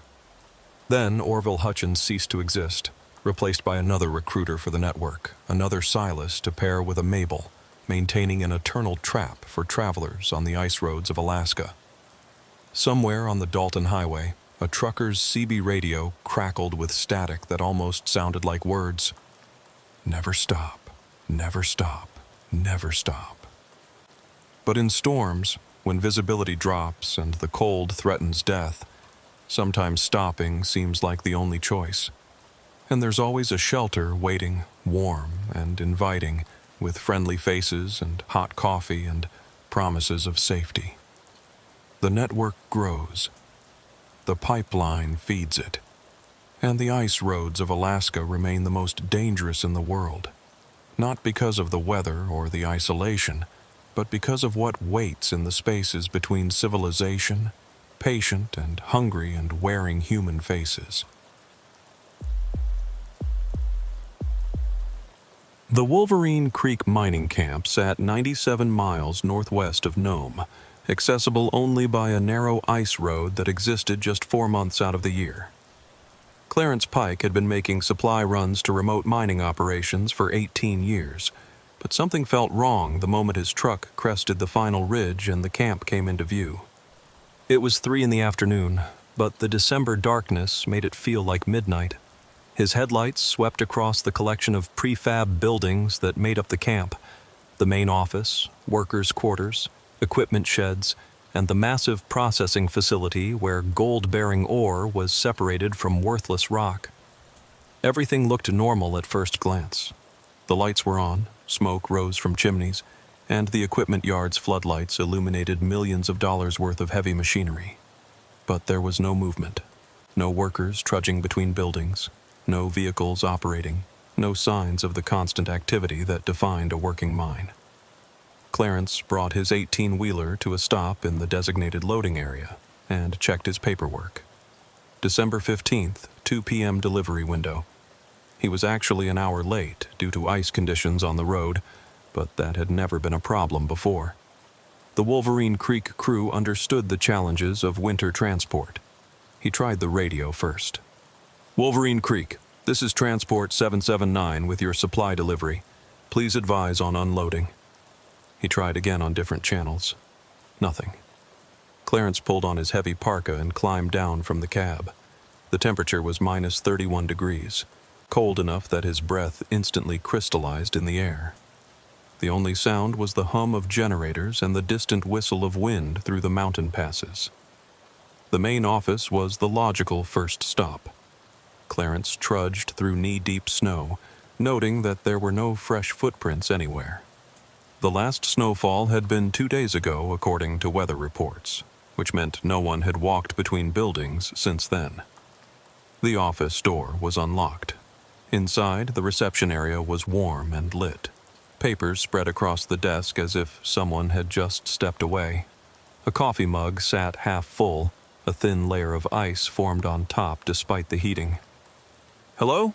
Clarence called out. "Anyone here? Got your supplies?" His voice echoed through empty corridors. He found the duty roster on the wall. According to it, there should be 43 personnel on site, including the foreman, Otis McGrath, whom Clarence had dealt with many times before. Otis was a gruff but fair man who'd run mining camps across Alaska for 30 years. The radio room was down the hall. Maybe they were having communication problems. But when Clarence entered, he found the equipment functioning perfectly. The emergency beacon that would activate if the camp was in distress was silent. A logbook lay open on the operator's desk. The last entry was from 3 days ago. 0800. Routine check-in with Nome office. All systems normal. Bradley. 3 days of silence from a camp that was supposed to check in twice daily. Clarence felt the first real stirrings of fear. He'd heard stories of mining camps where everyone had died from carbon monoxide poisoning from faulty heaters, or where virulent diseases had swept through the confined population. But this didn't feel like that. The air was clean. The power was on. Everything was functional. He decided to check the workers' quarters next. The building housed most of the miners in small individual rooms. The common area was eerily normal. Magazines on tables, a paused game of poker with chips still stacked, someone's dinner congealed on a plate. The first room he checked was empty, bed unmade, personal effects scattered about. The second was the same. By the 10th empty room, Clarence was genuinely spooked. Where were 43 people? A sound from somewhere above made him freeze. Footsteps, slow and deliberate, crossing the floor of the second story. "Hello?" he called out again. "This is Clarence Pike with your supply delivery. Is someone up there?" The footsteps stopped. Clarence climbed the stairs, his hand instinctively moving to the knife he kept on his belt. It wasn't much of a weapon, but it was better than nothing. The second floor was darker, only emergency lighting functioning. At the end of the hall, a door stood slightly open, light spilling from within. Clarence approached carefully, the floorboards creaking under his weight. He pushed the door open to find the camp's mess hall, and there, standing at the stove with her back to him, was Agnes Rourke, the camp cook. "Agnes," Clarence said, relief flooding through him. "Thank God. Where is everyone?" Agnes turned slowly, and Clarence's relief evaporated. Her face was wrong. She had the features of Agnes, the gray hair pulled back in the same bun, the same flour-dusted apron. But her expression was blank, her eyes unfocused, and when she smiled, it didn't reach those empty eyes. "Clarence," she said in a voice that was almost Agnes's, but not quite. "You're early." "I'm actually late. Agnes, where is everyone? Where's Otis?" "Otis is in the mine. They're all in the mine. Working." "All of them?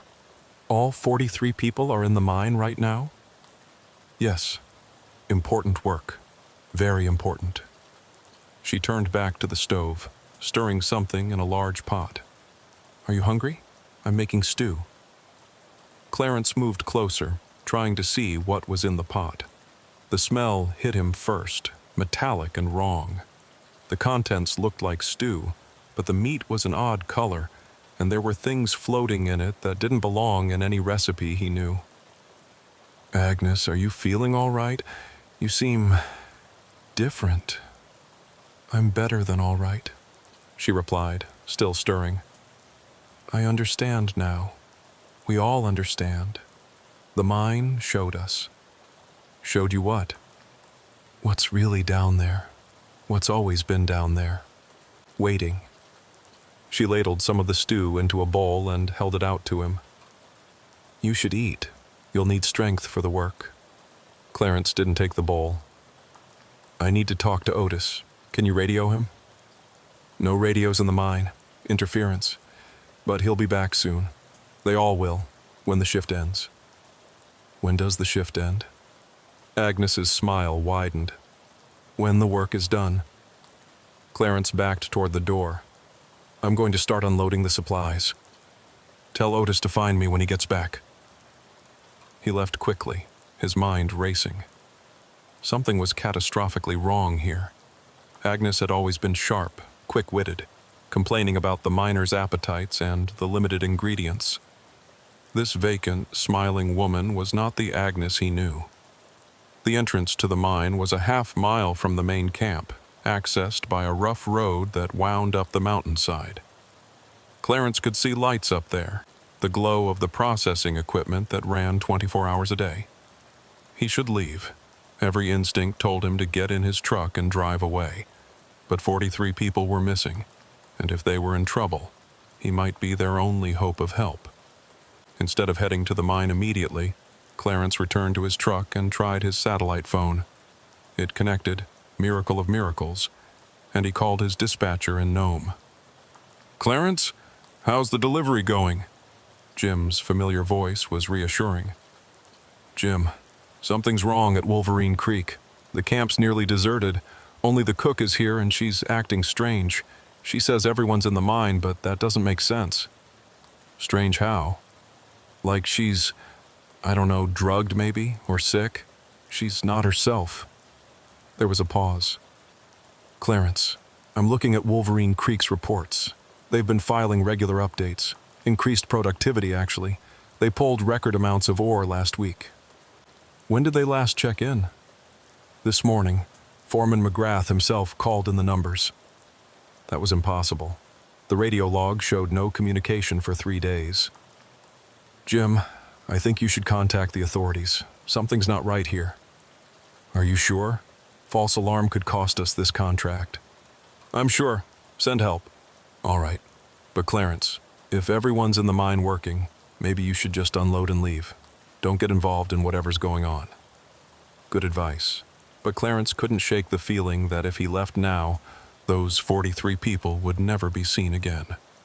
After ending the call, he grabbed a flashlight and his emergency kit from the truck.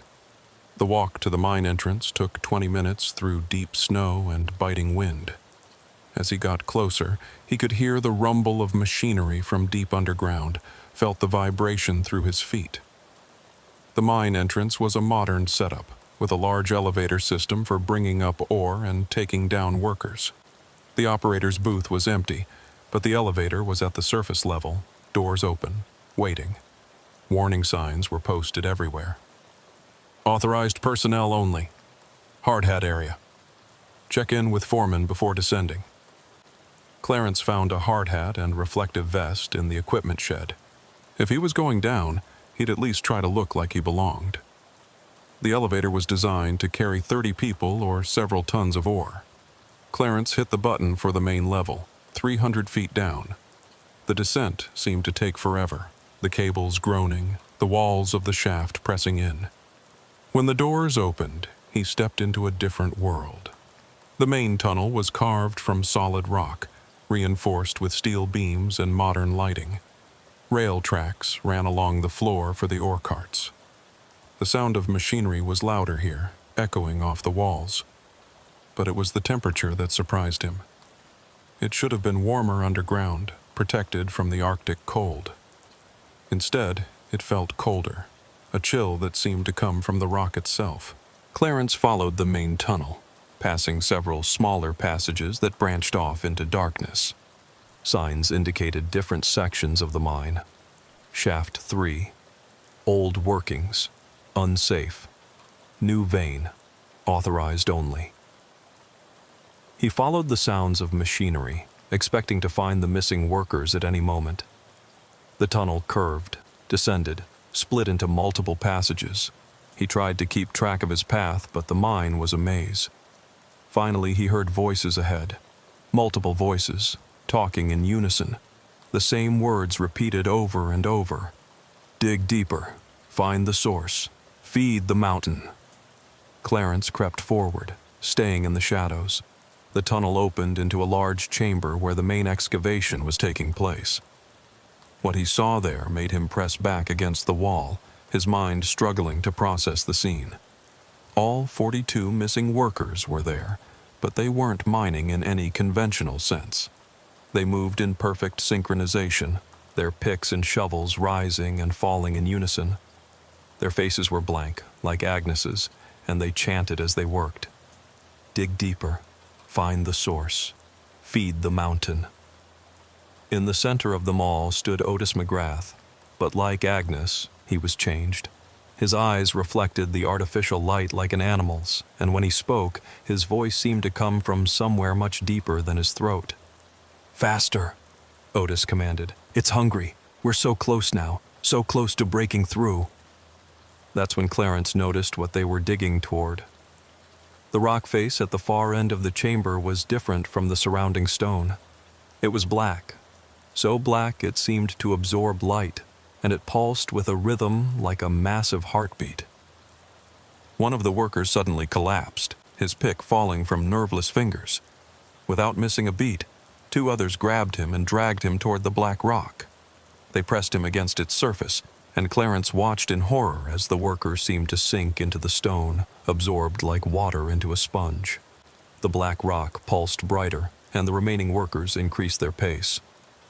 Good, Otis said. It accepts the offering. We're almost through. Soon it will be free, and we will be rewarded. Clarence had seen enough. He began backing away, trying to move silently, but his foot struck a loose piece of ore, sending it clattering across the floor. Every head in the chamber turned toward him in perfect unison. Clarence, Otis said, his voice carrying despite the distance. You're early, but perhaps that's fortunate. We need fresh strength. Come, join the work. The workers began moving toward him, still in that horrifying synchronization, their tools raised. Clarence turned and ran, their footsteps echoing behind him. He took the first turn he saw, then another, plunging deeper into the mine's warren of tunnels. He could hear them following, not running but walking with that same measured pace, confident that he couldn't escape. The mine was their domain now. Clarence's flashlight beam swept across the tunnel walls as he ran, revealing older sections of the mine, areas that predated the modern operation. The support beams here were wood, not steel, and covered in strange symbols that hurt to look at directly. He stumbled into a small chamber and stopped, breathing hard. An old mining camp was set up here, rusty tools, rotting canvas, and journals scattered on a makeshift table. Clarence grabbed one of the journals, scanning it quickly. The entries were from 1923, from the original mining operation that had been abandoned under mysterious circumstances. The last entry read, "We should never have dug this deep. The natives warned us, but we didn't listen. It's not gold down here. It's something else, something that's been sleeping. Burton says it speaks to him in his dreams, tells him to dig deeper. Half the men are acting strange, moving together like they share one mind.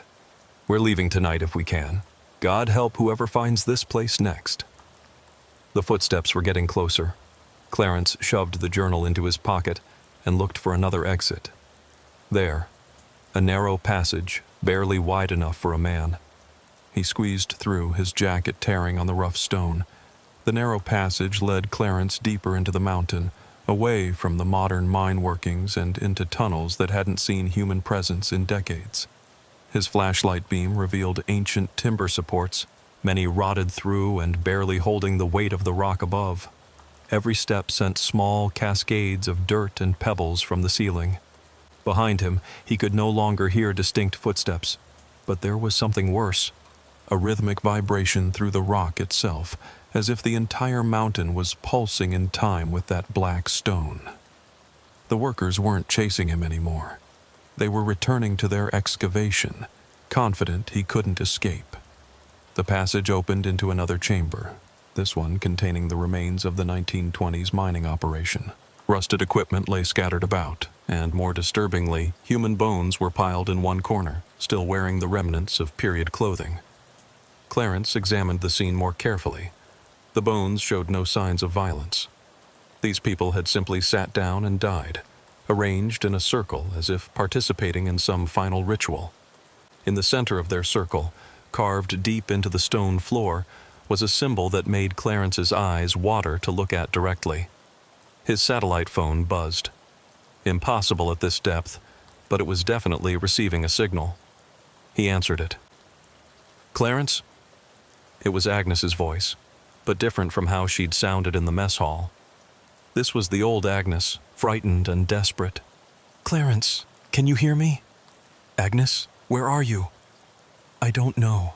Somewhere dark. We're all here, all of us, but we can't move, can't control our bodies. It's using us, Clarence. The thing in the mountain." "What thing?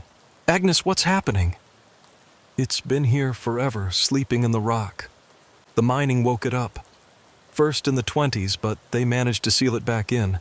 Now we've gone too deep. Otis broke through 3 days ago, and it took us all at once." "How are you calling me?" "I'm not. Not really. It's letting me talk to you. It wants you to know." Her voice changed, becoming multiple voices speaking in unison. "You cannot stop this. The mountain is waking. Soon it will walk, and we will be its limbs, its hands, its tools. You will join us or feed us. There is no other option." The line went dead. Clarence tried calling back, but there was no signal anymore. He needed to get out, warn people, bring help. But first, he needed to understand what he was dealing with. The journal from 1923 might have more information. He pulled it out and read more entries by flashlight. August 15th, 1923. The Inuit workers refuse to enter the new shaft. They say we've dug into a hungry place and that some things should stay buried. Superstitious nonsense, but they won't be swayed. August 22nd, 1923. Strange minerals in the new vein, black as pitch and warm to the touch. Jeffries claims he can hear it humming. Several men have reported nightmares about something vast and ancient calling to them. September 3rd, 1923. We broke through into a natural cavern today. The walls are covered in symbols that predate any known indigenous culture. Professor Whitmore from the university is coming to investigate. September 10th, 1923. Whitmore is dead. He translated some of the symbols and immediately tried to dynamite the entrance. Said we'd awakened something that should have slept until the sun died. The men killed him before he could destroy our find. They're not themselves anymore. September 15th, 1923. God help us. It's not a mineral. It's alive. It's been alive longer than anything should be. It doesn't just want our bodies. It wants our minds, our memories, everything that makes us human. It feeds on consciousness itself. The journal ended there. Clarence flipped through the remaining pages and found one more entry in different handwriting. If you're reading this, seal the mine. Use explosives, cause a cave-in, do whatever it takes. Don't let it reach the surface. It grows stronger with each mind it takes. We managed to trap it once, but we're running out of time. The mountain itself is becoming part of it. Survivors of Wolverine Creek, 1923. Explosives. Clarence thought about the mining camp's supply of dynamite, stored in a reinforced bunker near the entrance. If he could get to it, maybe he could seal the mine like the 1923 survivors had tried to do. He made his way back through the passages, using scratches on the walls to mark his path. The vibrations in the rock were getting stronger, and he could hear something else now. A deep, groaning sound, like tectonic plates shifting. When he finally found his way back to the main tunnel, it was deserted. The workers had returned to their excavation. Clarence could hear their chanting echoing from below. "Almost through! Almost free! Feed the mountain!" He reached the elevator and hit the button. Nothing happened. The power had been cut or diverted. The emergency ladder was his only option. 300 feet straight up in a narrow shaft barely wide enough for his shoulders. The climb was agony. His hands went numb from the cold metal rungs, and several times he had to stop, muscles cramping, certain he was going to fall. Below him, he heard movement in the elevator shaft, something climbing up after him, not using the ladder but scaling the walls themselves. He reached the surface just as whatever was following him began to emerge from the darkness below. In the brief moment his flashlight illuminated it, he saw Otis McGrath, but changed. His limbs had elongated, fingers stretched into claws capable of gripping sheer rock. His face was still recognizably human, but his mouth had widened, filled with too many teeth. "Join us, Clarence," the Otis thing called, its voice echoing up the shaft. "It's not painful. You simply become more than you were." Clarence ran from the mine entrance, stumbling through the snow toward the explosives bunker. The combination lock was frozen, and he had to breathe on it to thaw it enough to work. Behind him, he could hear multiple figures emerging from the mine. The bunker contained enough dynamite to level a small building. Clarence grabbed as much as he could carry, along with detonators and fuse wire. His plan was simple, perhaps suicidal: collapse the mine entrance and hopefully trap the entity and its enslaved workers inside. But as he prepared the charges, the workers surrounded him. They didn't attack, just stood in a circle, watching with those empty eyes. Agnes was among them, still wearing her flour-dusted apron. "You can't stop it," they said in unison. "It's already spread too far. The mountain is its body now. We are just its neurons, firing in patterns it desires." Clarence continued setting the explosives, his hands shaking from cold and fear. "Even if you seal this entrance," the chorus continued, "there are others. Old shafts, natural caves. It has been exploring the mountain's depths for days now, learning every passage." "Then I'll blow them all," Clarence said, though he knew it was impossible. "Why fight?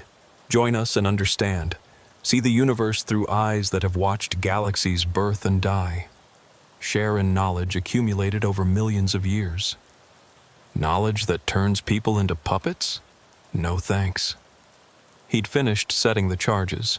The detonator was in his hand, but the workers had moved closer, close enough to grab him if he tried to trigger it. That's when he heard engines, multiple vehicles approaching from the camp road. Help had arrived.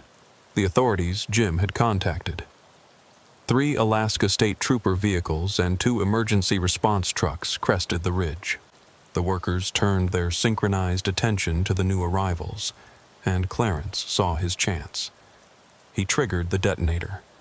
The explosion was smaller than he'd hoped.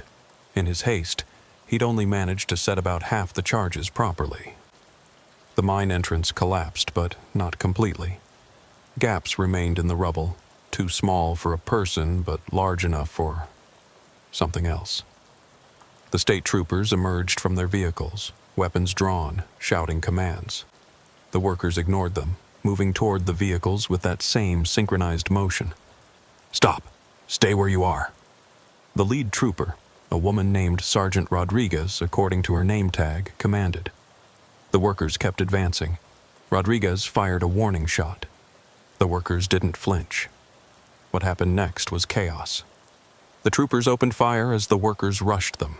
Bullets struck several workers, spinning them around, dropping them to the snow. But they got back up, ignoring wounds that should have been fatal, black fluid leaking from the holes instead of blood. Clarence ran to Rodriguez.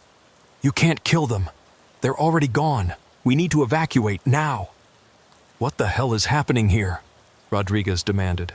"Something in the mine controlling them. We need to—" The ground shook. Not an earthquake, but movement from below, deliberate and massive. Cracks appeared in the snow, spreading outward from the mine entrance. "Everyone back to the vehicles," Rodriguez ordered. But it was too late. Black tendrils, looking like liquid rock, erupted from the cracks. They moved with purpose, wrapping around the ankles of anyone too slow to dodge. Those caught were dragged down into the widening fissures. Clarence made it to one of the trooper vehicles, Rodriguez right behind him. She gunned the engine, tires spinning on ice before finding traction. In the mirrors, Clarence could see the other vehicles trying to flee, but the ground was breaking apart beneath them. "What is that thing?" Rodriguez asked, swerving to avoid a growing chasm. "I don't know exactly. Something ancient, pre-human. It's been sleeping in the mountain, and the mining woke it up." They crested the ridge, and Clarence looked back to see the entire mining camp collapsing into a massive sinkhole. The mountain itself seemed to be moving, reshaping, like something vast stirring beneath a blanket of rock and snow. "We need to evacuate Nome," Clarence said. "Hell, we need to evacuate this entire part of Alaska." Rodriguez was already on her radio, calling in the situation, requesting immediate backup and emergency response. But her words were cut short as the road ahead cracked open. She slammed on the brakes, the vehicle sliding to a stop inches from a chasm that hadn't been there seconds before. They were trapped on a shrinking island of stable ground, the entity beneath them waking fully now, no longer content to work through human puppets. That's when Clarence saw them, the workers, all 43 of them, emerging from the various cracks and chasms. But they weren't walking anymore. They were floating, suspended by tendrils of that black substance, like marionettes on strings. They spoke in unison, but now their voice was clearly not human. It was the sound of grinding rock, of tectonic movement, of something vast and geological trying to form words. "The sleep is ended. The feast begins. This world's consciousness will sustain us until the next star falls." "Us," Rodriguez said. "There's more than one?" The workers' synchronized laughter was the sound of an avalanche. "We are legion. We fell from the void when your world was young. We slept in the deep places, waiting. Now your kind has dug deep enough to wake us all." Clarence thought about all the mines across Alaska, across the world.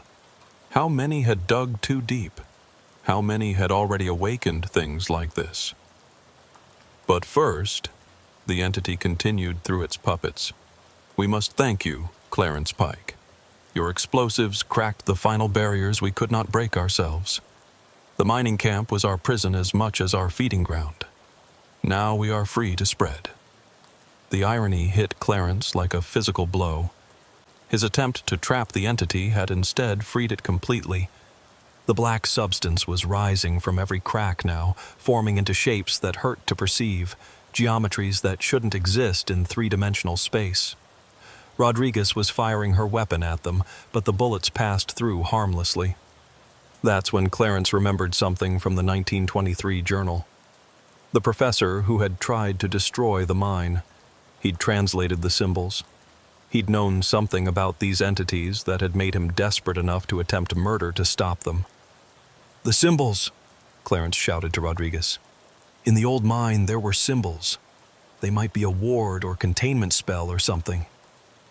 "You're talking about magic now?" "I'm talking about something these things are afraid of. Why else leave them for us to find?" The entity's reaction was immediate. The workers all turned toward Clarence, their faces showing the first emotion he'd seen: fear. "The old seals are broken. The treaty is void. Your kind has forgotten the pacts." Treaty? Pacts? Clarence's mind raced. These things had been here before, been encountered before, and somehow humanity's ancestors had found a way to make them sleep. "The Inuit," he said suddenly. "The native workers who wouldn't enter the mine. They knew. Their ancestors must have known." Rodriguez was already on her radio, trying to reach anyone who could help, but communications were being disrupted by some kind of interference from the entity. The island of stable ground was shrinking. In minutes, they'd be swallowed like everything else. But then Clarence heard something else. Helicopter rotors. A medical evacuation helicopter from Nome, probably sent when the first distress calls went out. The helicopter circled overhead, clearly unsure where to land with the ground breaking apart. Rodriguez pulled out an emergency flare and fired it skyward. The helicopter oriented on their position. But the entity heard it too. Black tendrils shot upward, reaching for the aircraft. The pilot saw them coming and banked hard, narrowly avoiding them. "We need to get to that helicopter," Rodriguez said. "It can't land. Then we jump for it." She was right. The helicopter was hovering as low as it dared, about 20 feet up. A rescue basket was being lowered on a winch. The ground beneath their vehicle tilted suddenly. They scrambled out as it slid toward a chasm. The rescue basket swung wildly in the downdraft from the rotors. "Go!" Rodriguez shouted, pushing Clarence toward it. He ran, jumped, caught the basket's edge. Rodriguez was right behind him, but as she leaped, a black tendril wrapped around her ankle. She screamed, hanging between the basket and the pull of the entity. Clarence grabbed her arms, pulling with all his strength. The winch motor whined as it tried to lift the extra weight. Below, the workers were reaching upward, their elongated arms stretching impossibly toward them. Rodriguez pulled her service knife and slashed at the tendril holding her. It released with a sound like breaking glass, and she tumbled into the basket beside Clarence. The helicopter climbed rapidly, leaving the collapsing mining camp behind. Below, Clarence could see the full extent of the catastrophe. The entire mountain was moving, reshaping itself into something else, a form that suggested a massive sleeping figure beginning to sit up. "My God!" The pilot's voice crackled over the intercom. "What is that thing?" Before anyone could answer, the radio exploded with emergency transmissions. Similar events were being reported across Alaska. Mining camps going silent, mountains moving, ancient things waking up. It wasn't just Wolverine Creek. It was everywhere humans had dug too deep, all synchronized, all waking at once. The helicopter landed at Nome's small airport, which had been transformed into an emergency command center. Military vehicles were arriving, helicopters from the National Guard, and personnel in hazmat suits establishing quarantine zones. Clarence and Rodriguez were immediately separated from the flight crew and taken to a decontamination tent. "Strip everything," a technician ordered through a hazmat suit. "We need to check for contamination." As Clarence removed his clothes, he noticed black veins spreading under his skin where the entity's tendrils had brushed him during the escape. They didn't hurt, but they pulsed with a rhythm that wasn't his heartbeat. "We've got contamination here," the technician called out, and suddenly Clarence was surrounded by personnel with scanners and medical equipment. Rodriguez was in similar condition, dark marks spreading from where the tendril had grabbed her ankle. "What's happening to us?" she demanded. Dr. Elizabeth Cray, according to her badge, studied the readings. "We're not sure. Similar marks have appeared on 17 other evacuees from various sites. It seems to be some kind of biological integration, but unlike anything we've seen." "Integration?" Clarence asked.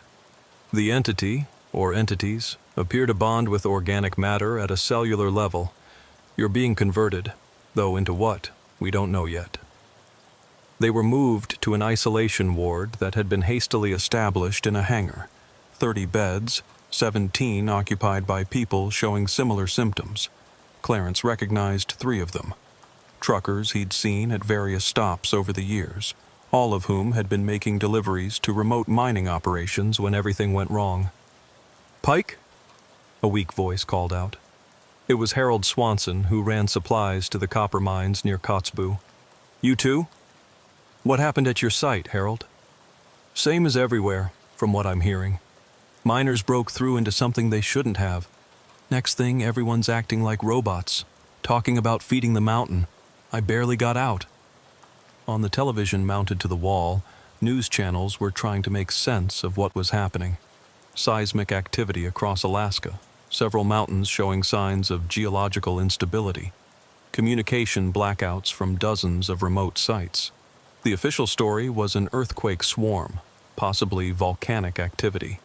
No mention of ancient entities or mind-controlled workers. But Clarence could see military personnel through the hangar windows, and their equipment wasn't for natural disasters. Dr. Cray returned with a team of specialists. "Mr. Pike, we need to ask you about the symbols you mentioned, the ones in the old mine." Clarence described them as best